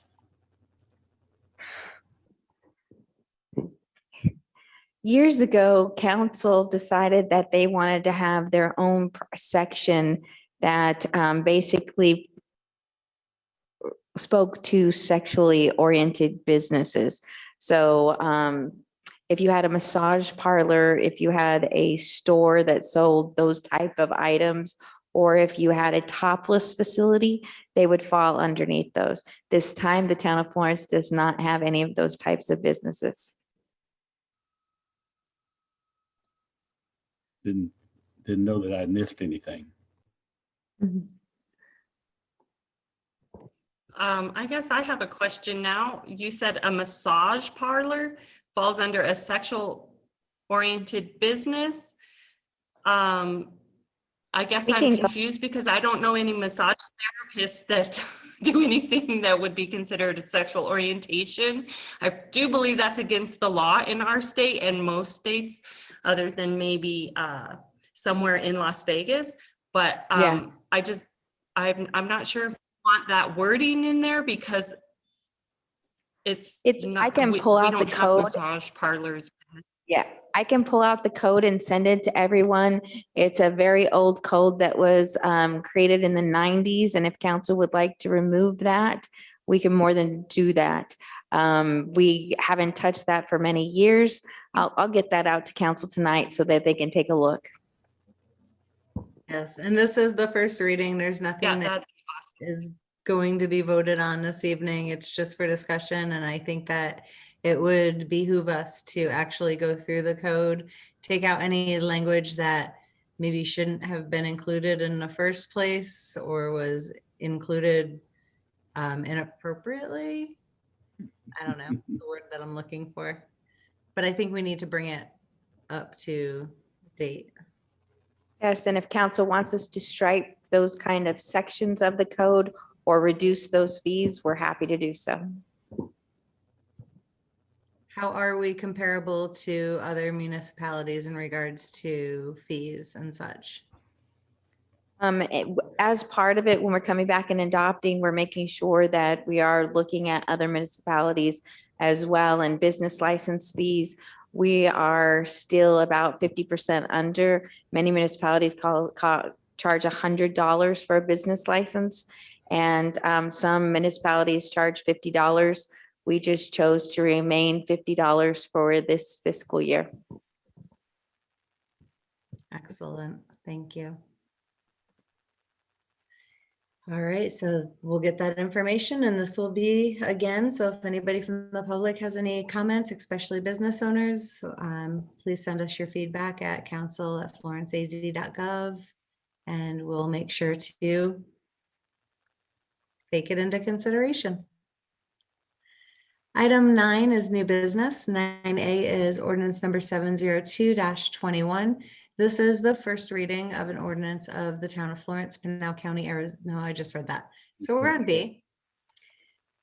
Resolution number 1772-21, discussion, approval, disapproval of a resolution of the town of Florence, Pinal County, Arizona, approving an increase in the maximum dollar amount for individual job orders under job order master contracts from 1 million to 1.5 million and authorizing the town manager or his designated representative to approve future job orders consistent with this resolution. Mr. Chrysalis. Good evening, Madam Mayor and members of council.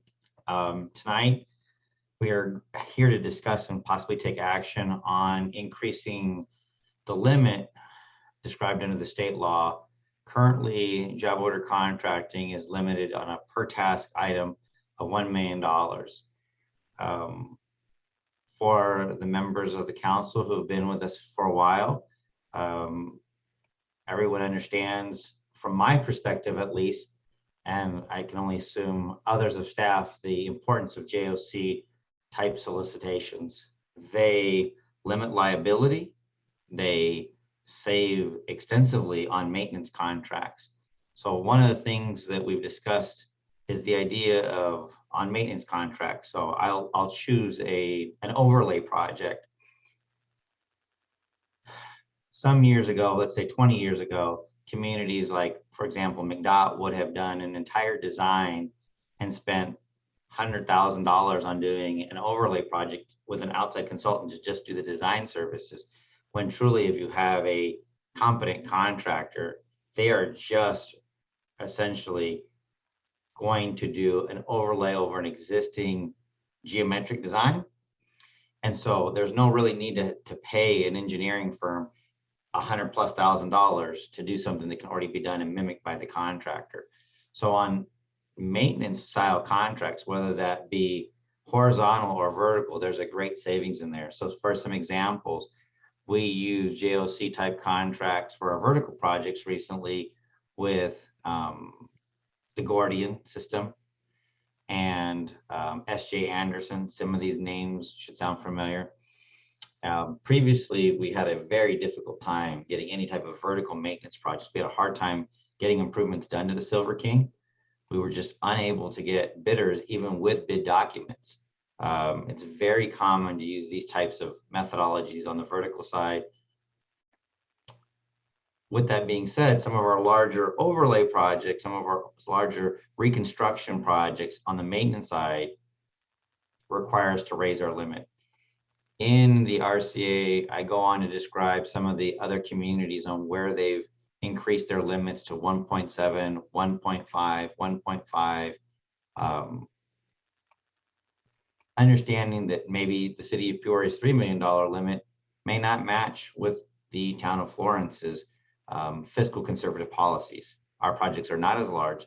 So what we found recently is we've had a few maintenance projects that would go over $1 million. And at that point, I decided to reinitiate the efforts of bringing back, raising the limits of our JOC contracts, as well as, I guess, laying a foundation for, in the very near future, doing our own JOC solicitations and probably to some degree limiting the amount of cooperative purchasing we do on the JOC contracts. Not for the vertical side. I don't believe we're going to stray away from the Gordian system, but maybe more so on the horizontal side. We have a JOC style contract already for our wells, our well pump and maintenance. So that would be with Coolidge Engine and Pump. We are in the process of formulating a JOC for a improvements within the water and wastewater facilities, not necessarily the pumps themselves, but if a welding job needed to be done, if some minor piping needed to be done. And currently we've been piggybacking off of the city of Casa Grande's contract with Ellison Mills. And there is a kind of internal request to stray away from some of the piggybacking and have our own, where we kind of have a clean break of exactly what language we want. There's nothing wrong with piggybacking. Absolutely love it. But I think that we've now done it now for these 5 years, and it would be nice to move away from some of that and maybe move away from all of the legal reviews that have to be done when we would just do our own internal. So this is part of that. This is laying the foundation for some of that, because it will affect our ability to do some of these internal maintenance projects, as well as how we write our solicitation on the maximum limits of each individual task item.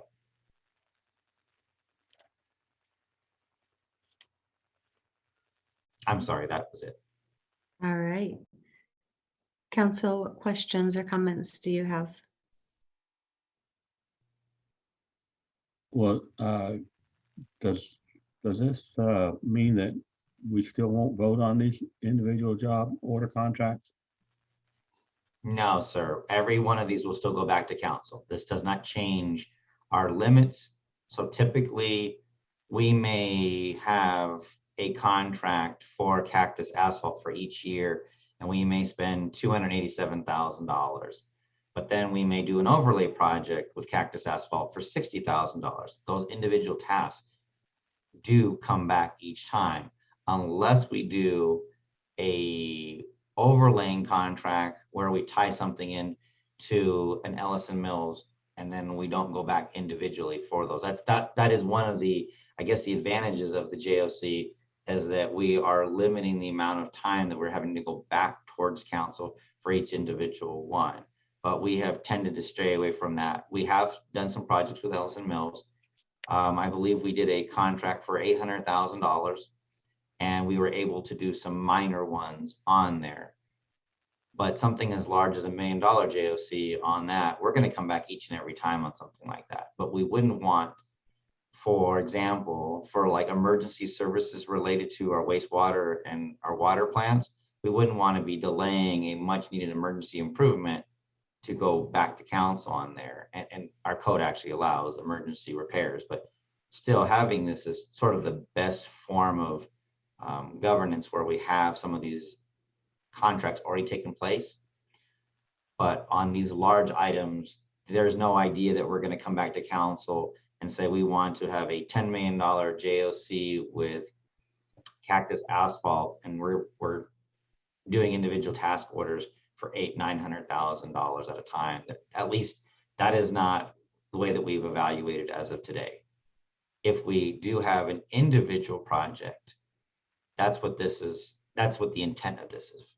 And as of right now, we're not having any individual JOC discussions yet.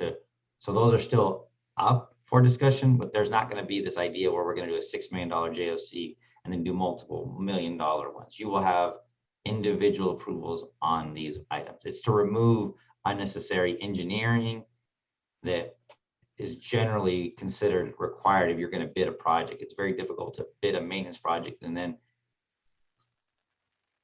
I don't know how to describe it any better than this. You take a contractor out in the field and you say, this is what I want you to do from here to here, do this.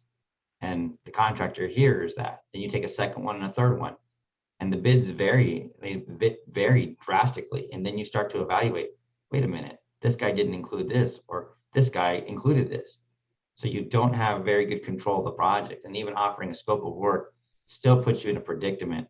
When you start to try to bid things or hard bid things, you will have a lot of challenges. So that's why throughout the state, they have these maintenance style JOC contracts.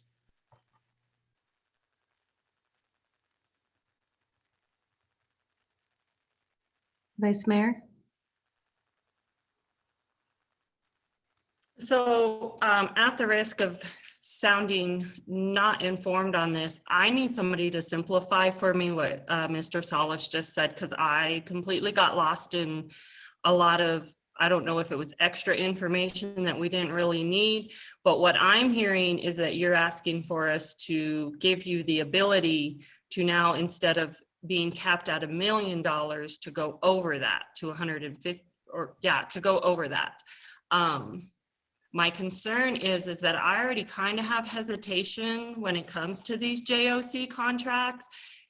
I'm sure you're aware of how I feel about them, just because I think competition is good. And if we're not getting good bids, then we need to find a way to make ourselves more marketable to these companies. And I think by cutting these companies out and saying we're just going to go with JOC on these is not good for any of us, because it doesn't help smaller guys grow and become competitive with the bigger guys.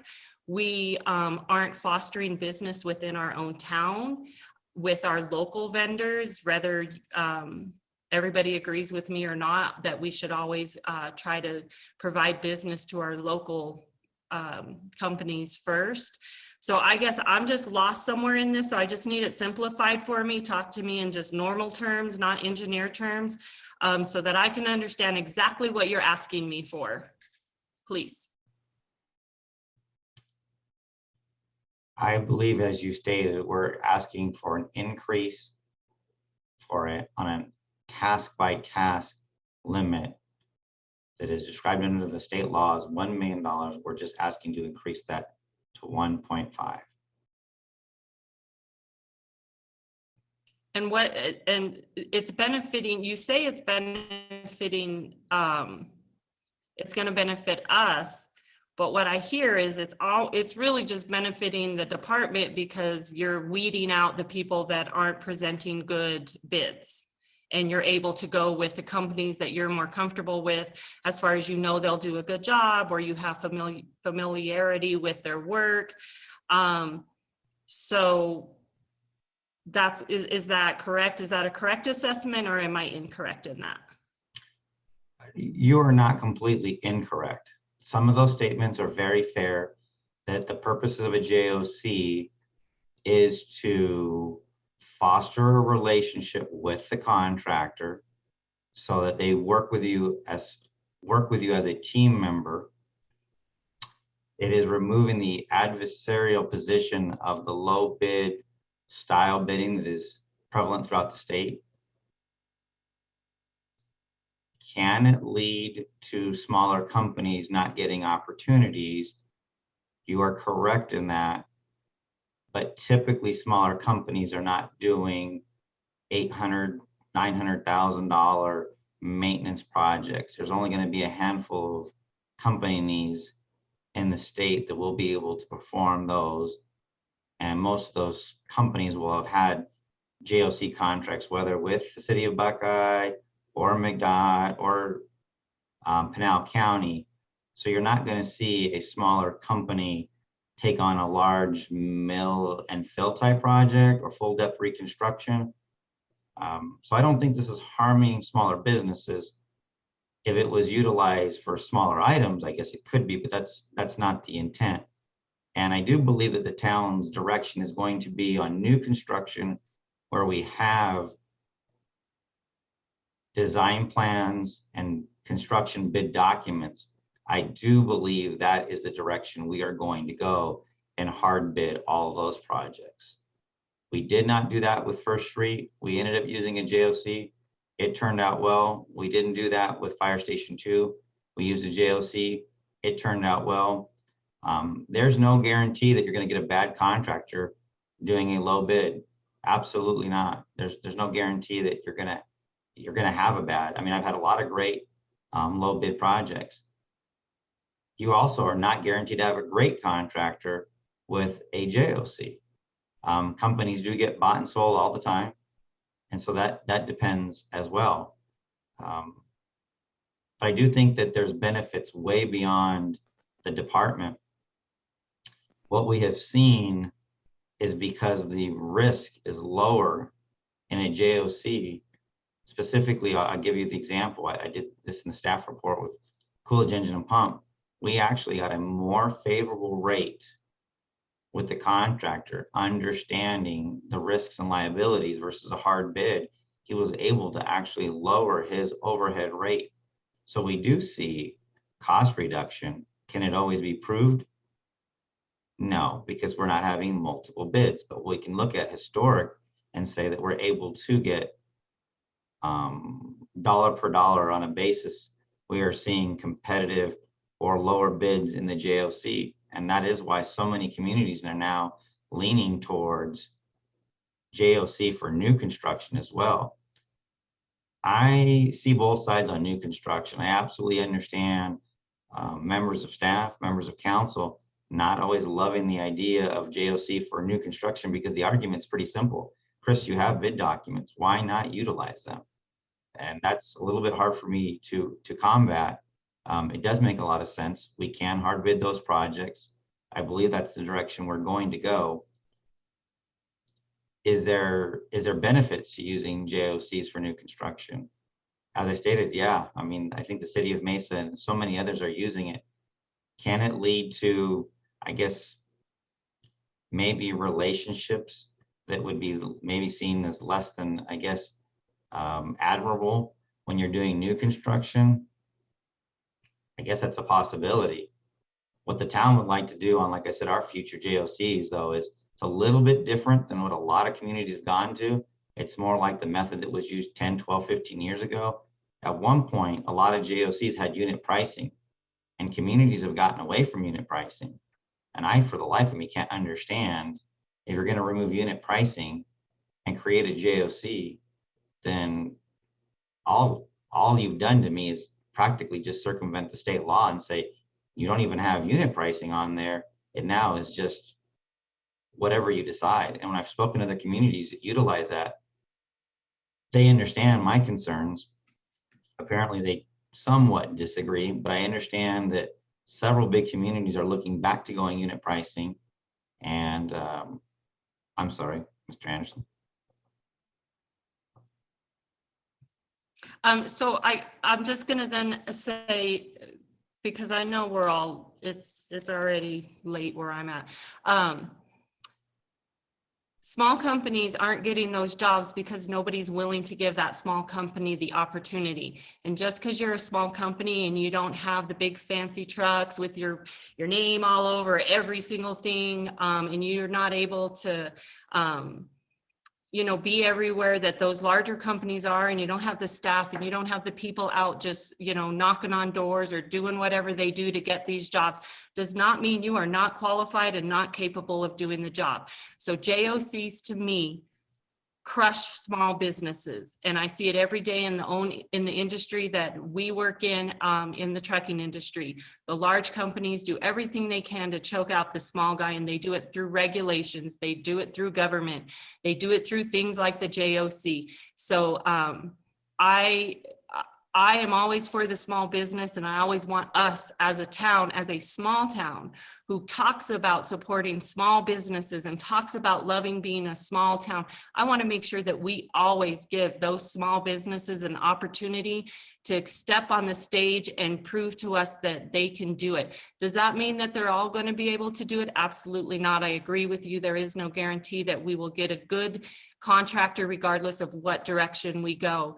I lean towards you to use your expertise, that when you see those bids, to know that this is a good contractor. I expect the contractors to be vetted and to have more than just a piece of paper of reference, but for you to go visually maybe see their work or talk to somebody that that worked with them, so that we truly understand, can they do this job? So I have a hard time with JOCs, but I also am having a difficult time saying, yeah, let's just give them another, go from 1 million to 1.5 million and let them go ahead and up their budget. So I appreciate everything you said. I appreciate the work that you're doing and taking the time to make sure I understood this.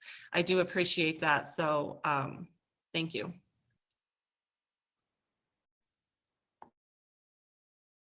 Go ahead, John and Councilmember Anderson. The thing I was going to bring up was in your report, you show Avondale, Maricopa, Tempe, and Gilbert are still at $1 million. So I just don't see why we would need to be higher than Tempe or Gilbert or Maricopa. I don't know much about Avondale, but I would think we should probably stay with $1 million.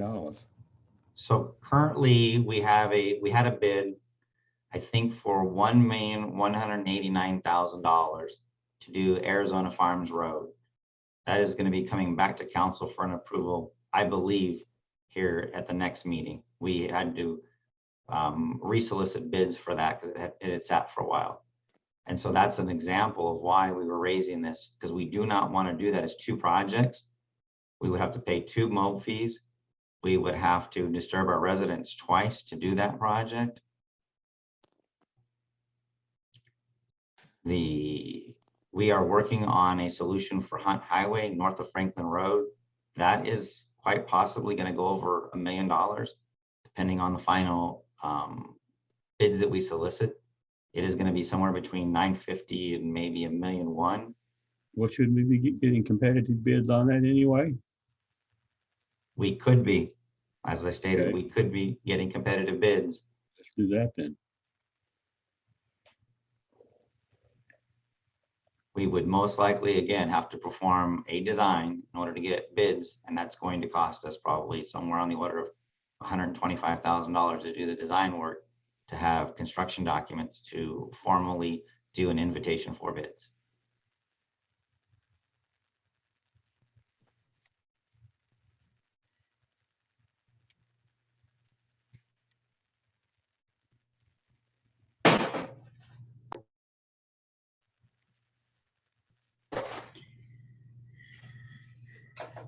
Am I correct in understanding, however, this can still come in front of council if it's over the $1 million and it can still be improved and it wouldn't need to go out into 2 separate jobs?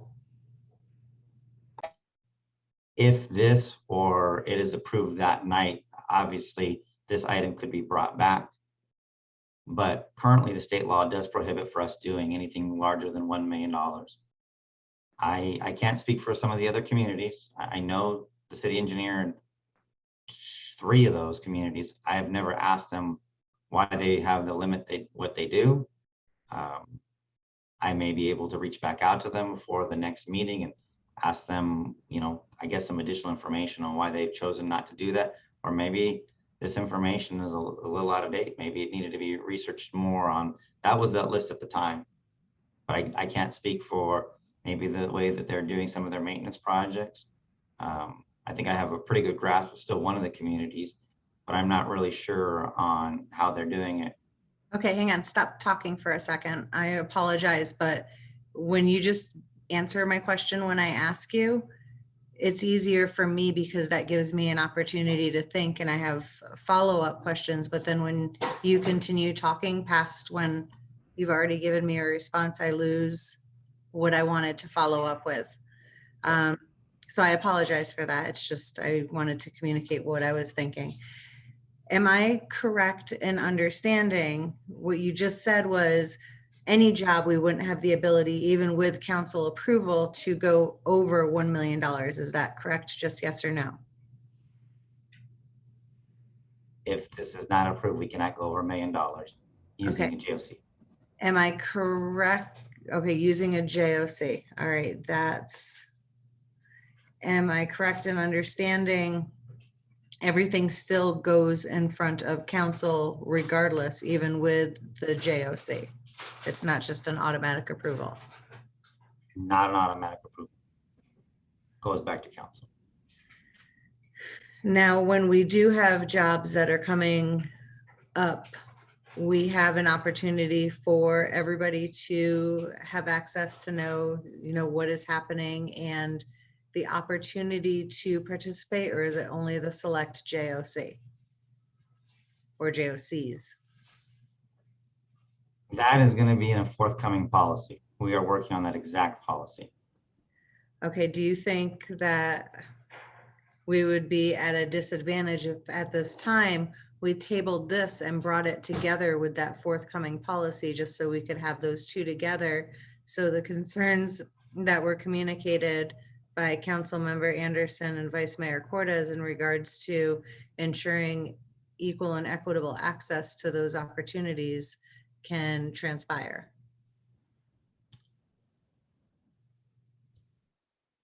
That question is a bit challenging. We're bringing back this policy because of next year's budget concerns. And I've been given direction to complete these two projects that both most likely will go over the $1 million limit. And so we would not complete those projects this fiscal year, and they would have to be pushed till next fiscal year with Hunt Highway. I understand. I do understand. Madam Mayor, Yes. I'm hoping, I've been sitting here listening and I'm hoping that I can provide some clarification. So the item before you obviously is to expand the limit from 1 to 1.5. That's specific to maintenance projects utilizing a JOC. Chris gave 2 examples in Hunt Highway and Arizona Farms Road. I've asked Chris to prepare bid packages and put competitive bids on the street for new construction projects.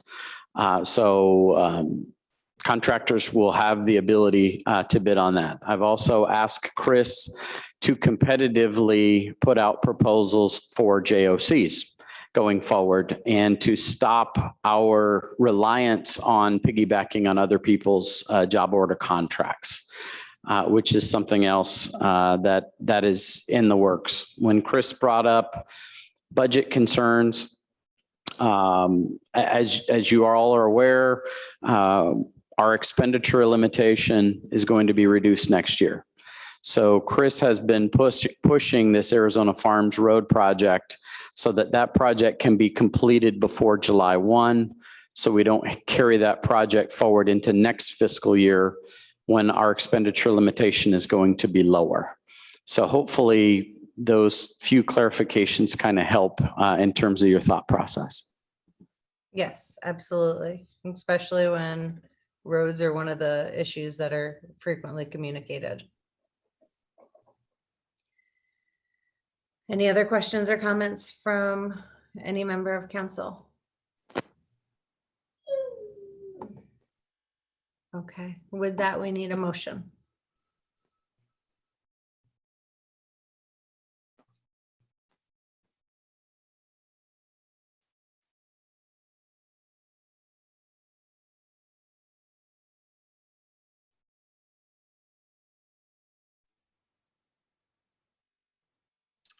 I will motion that we approve resolution number 1772-21.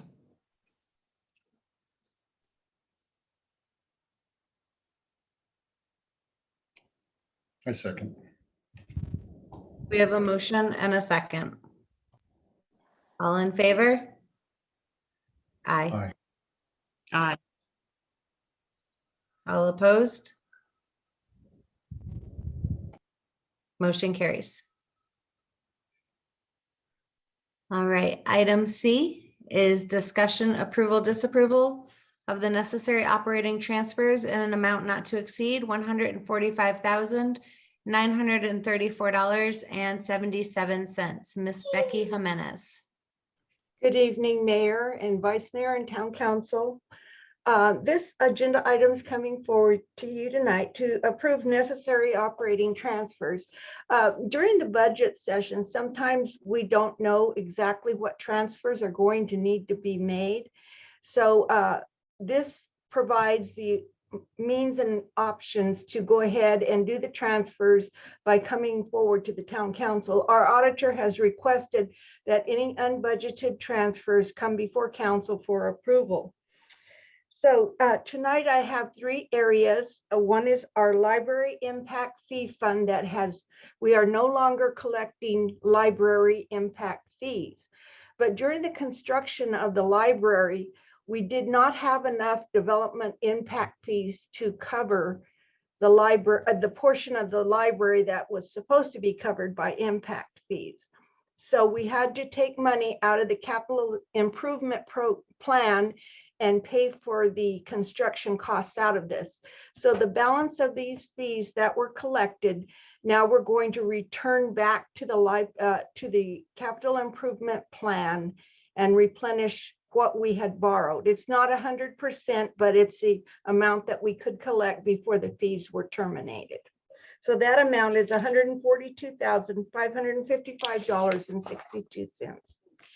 The next is a gaming grant, and we had to match $3,031.52. So we will be taking this out of our general government CIP fund and transferring it over to the grant fund to fulfill the total cost of the equipment. We were granted $49,549. The devices that were purchased were $52,580.52. And that grant match will replenish it at 100%. We also had to utilize about $348 from the general fund to match a grant for Homeland Security. It was a very minor amount. So those are the three transfers. They total $145,934.77. And you'll probably be getting some more before fiscal year end, because we'll be reconciling and providing reimbursement to the individual funds that they belong to. So this will come again. All right, thank you. Are there any questions from council? That was a pretty comprehensive report, so I want to thank you for all that. You're welcome. All right, seeing no questions, we need a motion.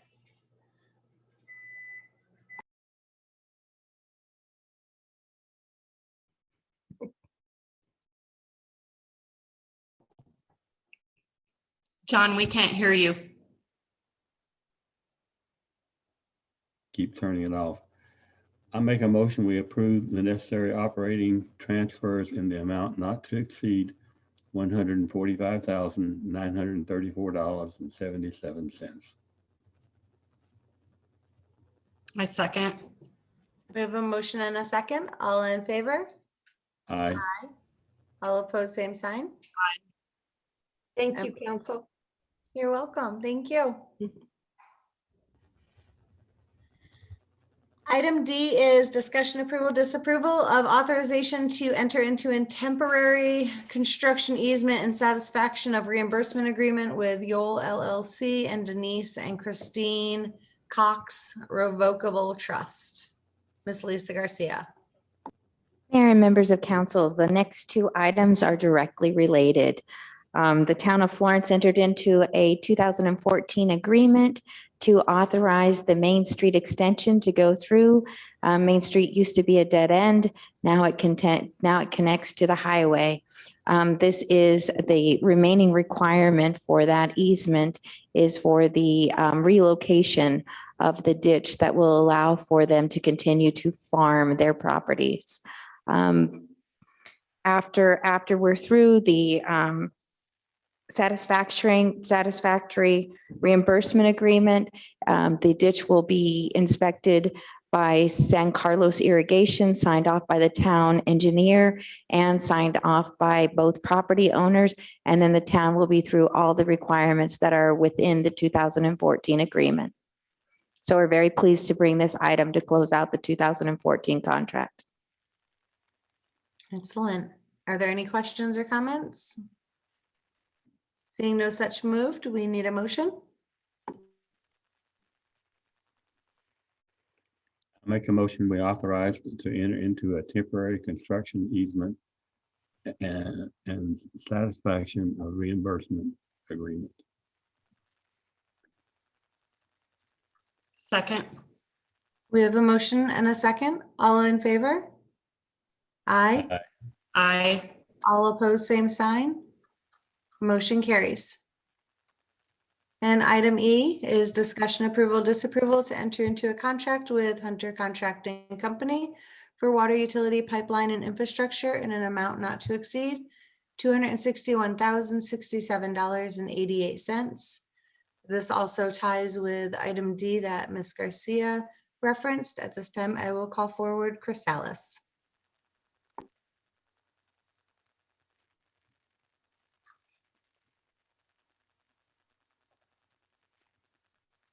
Madam Mayor, members of council. I'm sorry. Oh, there he is. My stuff back on. Yes. This is for, again, the contractual obligations that Ms. Garcia just described. I think that maybe one of the areas that we probably should hit on to make sure is that the town, this is not a town type facility. This is not municipal type work that is generally performed by a town. So the town worked with the NRCS to perform a design. This is what the NRCS is tasked with doing. And so this design incorporates the earthwork that is needed to laser level the field and create the ditch pad as described. So we don't have sealed engineer documents on this one.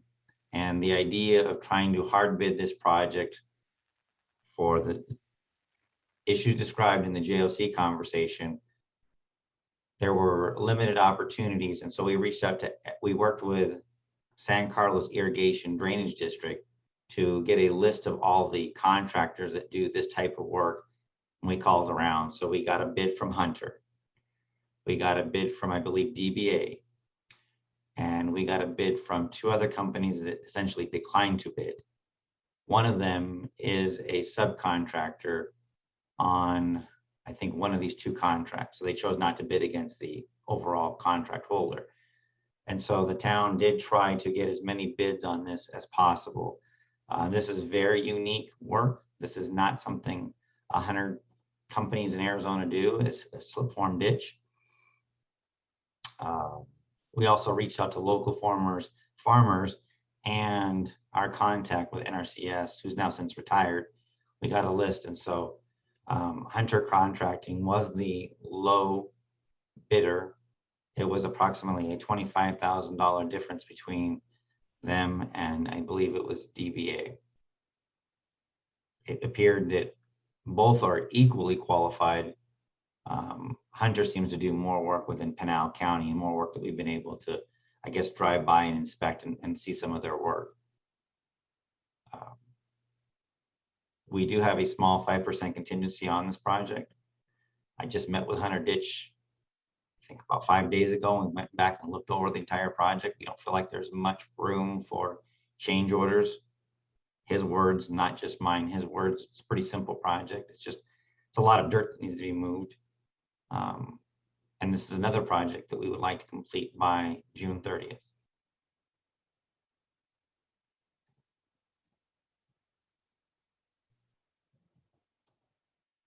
Council, any questions or comments? All right, with that, we need a motion.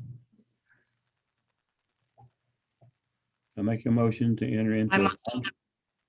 Go ahead, Michelle, please. Go ahead, John. We'll take turns. I motion that we approve to enter into a contract with Hunter Contracting Company for water utility pipeline and infrastructure in an amount not to exceed $261,067.88. Second. We have a motion and a second. All in favor? Aye. Aye. Aye. All opposed? Motion carries. Item F is discussion approval, disapproval to authorize staff to post a notice of the intention to increase property taxes on the town website. Ms. Becky Jimenez. Good evening again.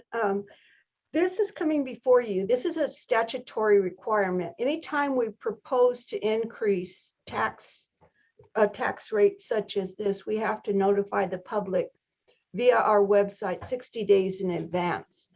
I provided you background information, and this amount that I put in here is the maximum allowable levy. That does not encumber you to levy this. This is just informational for you. The process is to at least get the notification that the property tax rate may increase if you so choose whenever we enter into the budget sessions and adopt our budgets. So that is what this agenda item is for, just so that I can get it posted onto our website. And at the same time, I'll be posting on our new SLID rates. Just for security reasons, I like to make sure that I cover everything these two rates are going to be implemented for the first time. So I do want to make the public aware of it. All right, thank you so much. Council, any questions or comments? Yeah. All right, with that, we need a motion. I'll make a motion to authorize the staff to post a notice of intention to increase tax rates on the 10.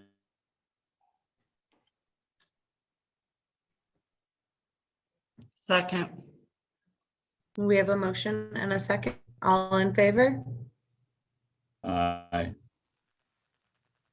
Aye. All opposed? Motion carries. Thank you, Mayor and Council. Thank you so much, Becky. Item 10 is our slative report.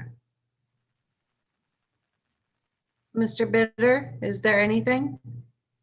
And Madam Mayor, just real quickly, wanted to bring up two issues. The first being a bill, and the second discussion of the legislative budget.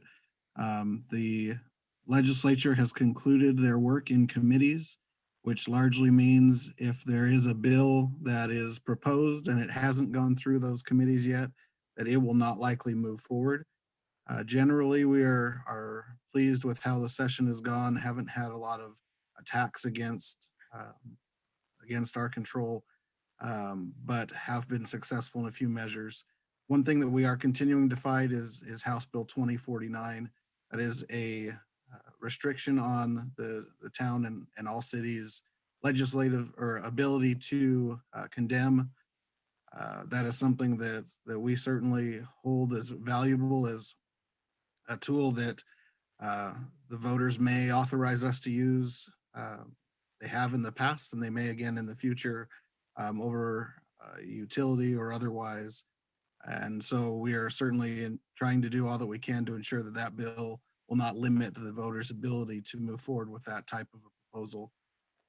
And then secondly, as it relates to the budget, that is still yet to be seen. And so we do not know what the budget will look like. This legislative session is going to be one for the ages, it seems, that it will keep going and not likely to finish in April and will certainly drag on into May. And so we'll see what that is. The biggest concern that we have with the budget is the discussion of tax cuts. While everyone enjoys a tax cut, there are always ramifications to that. And the ramification for an income tax cut would mean about 15% of our state shared revenue would decline. And so we could be losing up to $1 million under current proposals of state shared revenue, even in the next fiscal year. And so we're certainly doing all we can to talk with our legislators to make sure that if they do choose to do a tax cut, an income tax cut in particular, that cities and towns are held whole and ensure that the monies that are coming to cities and towns remain at the high levels that they are right now. And so with that, happy to answer any questions that any of you may have. Any questions from our council?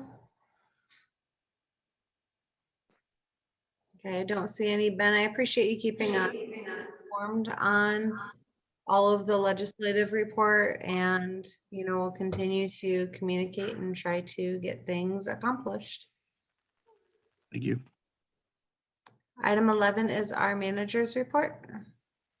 Madam Mayor, council members, I'm going to be exceptionally brief. I'm only going to highlight one item tonight.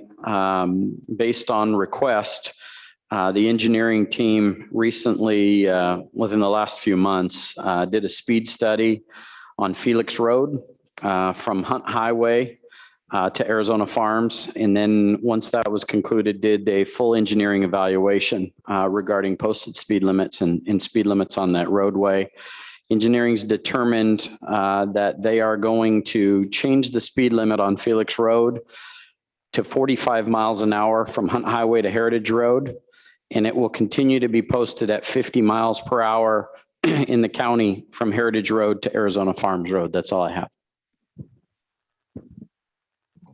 Thank you. I'm so glad to hear that.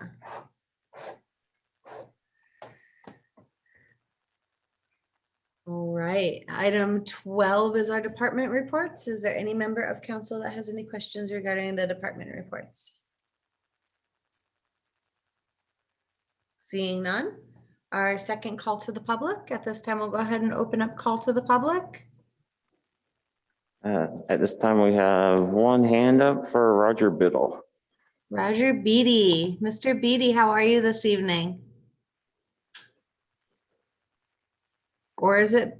Yep, Roger Beatty.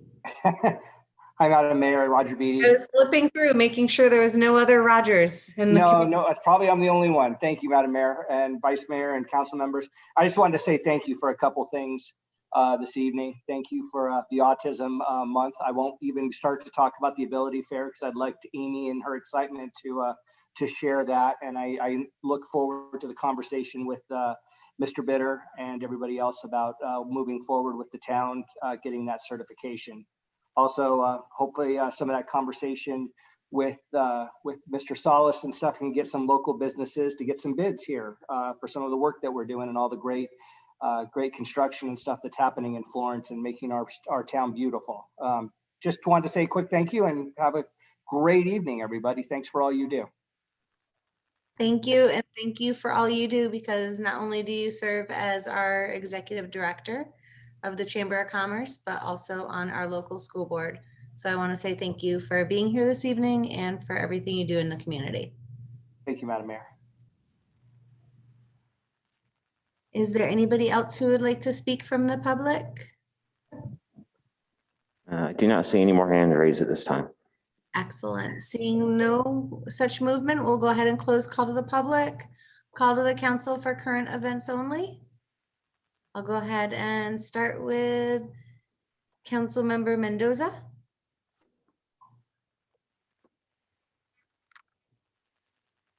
I don't have anything. Okay, and Councilmember Anderson. There was a report that came out from ADOT about the 5-year plan. And our town manager was able to give me a very good talking points on it. So I have responded to ADOT, and I would suggest all of our council members respond to ADOT because they haven't included anything around our town. They didn't include the north-south corridor.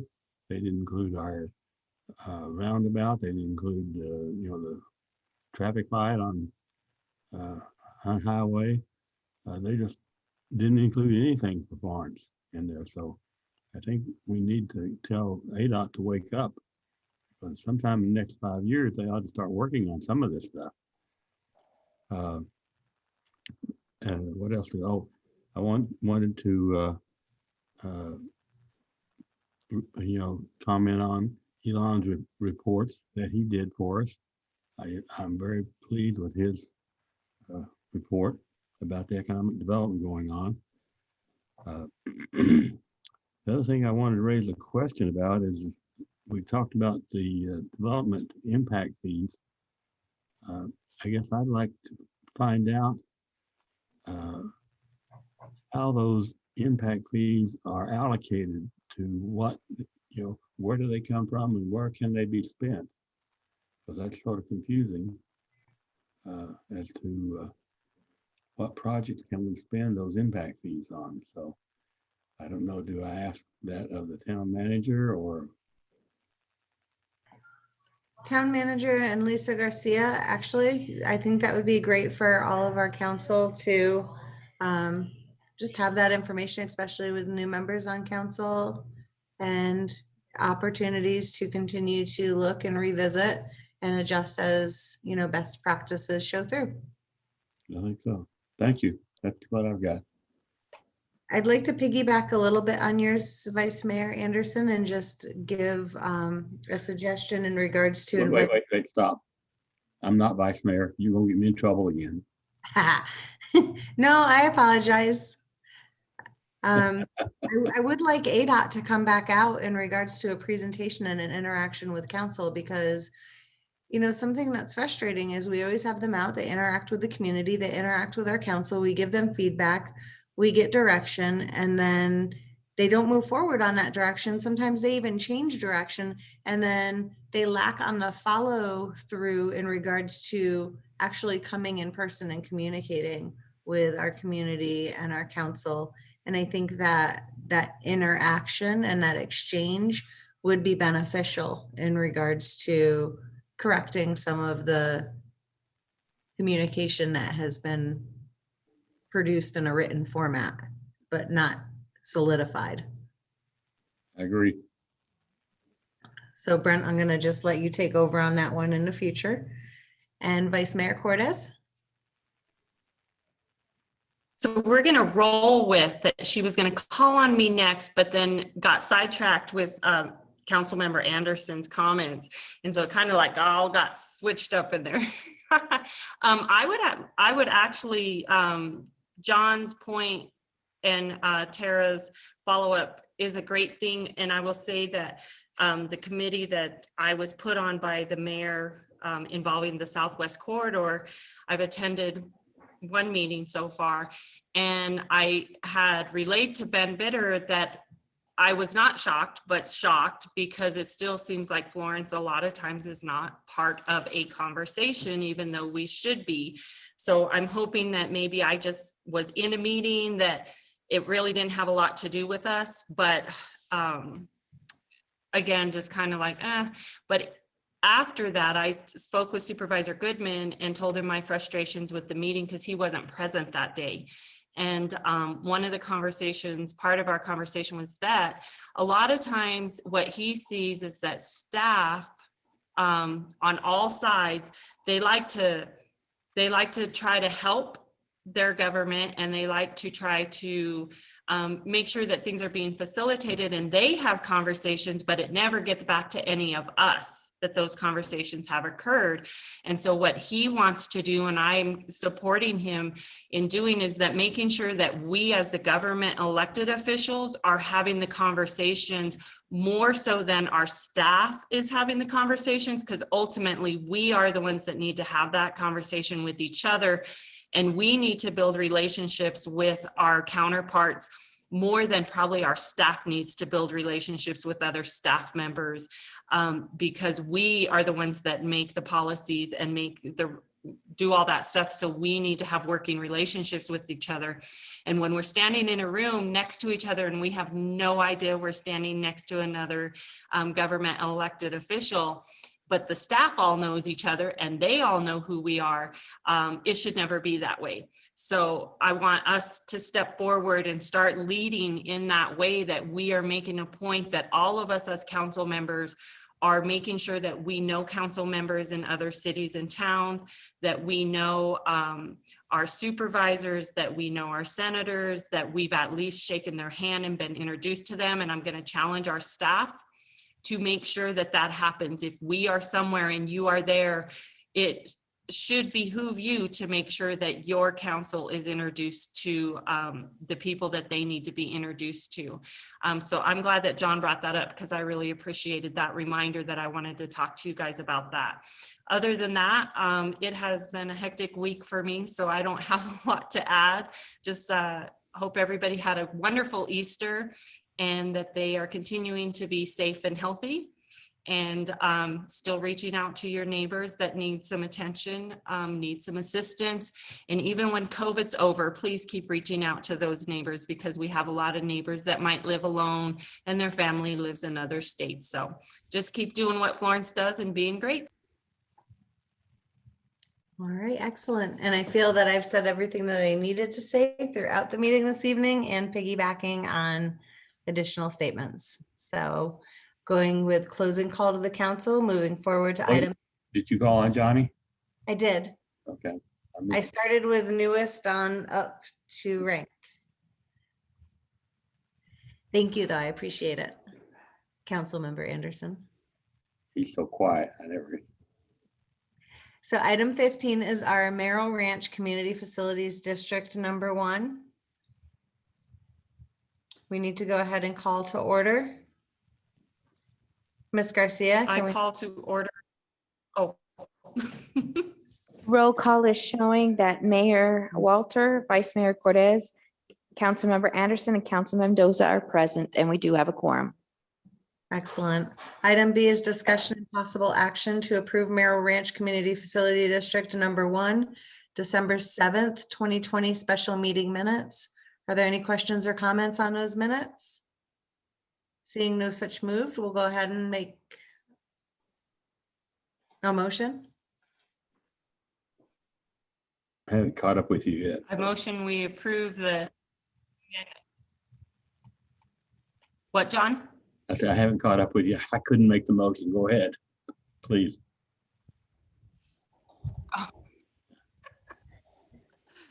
I make a motion that we approve the Merrill Ranch Community Facilities District Number 1, December 7th, 2020 special meeting minutes. Second. And we have a motion and a second. All in favor? Aye. Aye. Okay, approved. Moving into item 16, Merrill Ranch Community Facilities District Number 2. Go ahead and calling that meeting to order. Ms. Garcia, can we have a roll call, please? The record will reflect that Mayor Walter, Vice Mayor Cordes, Councilmember Anderson, and Councilmember Mendoza are present, and that we do have a quorum. Okay, item C is discussion and possible action to approve Anthem Merrill Ranch Community Facilities District Number 2, December 7th, 2020 special meeting minutes. Are there any questions or comments? Seeing no such moved, we need a motion. I make a motion, we approve item 16C.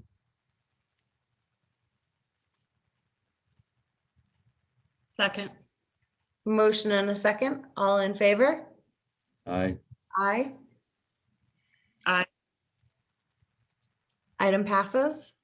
Item 17 is an adjournment to a joint executive session with Merrill Ranch Community Facilities District Number 1, Merrill Ranch Community Facilities District Number 2, and the mayor and council of the town of Florence.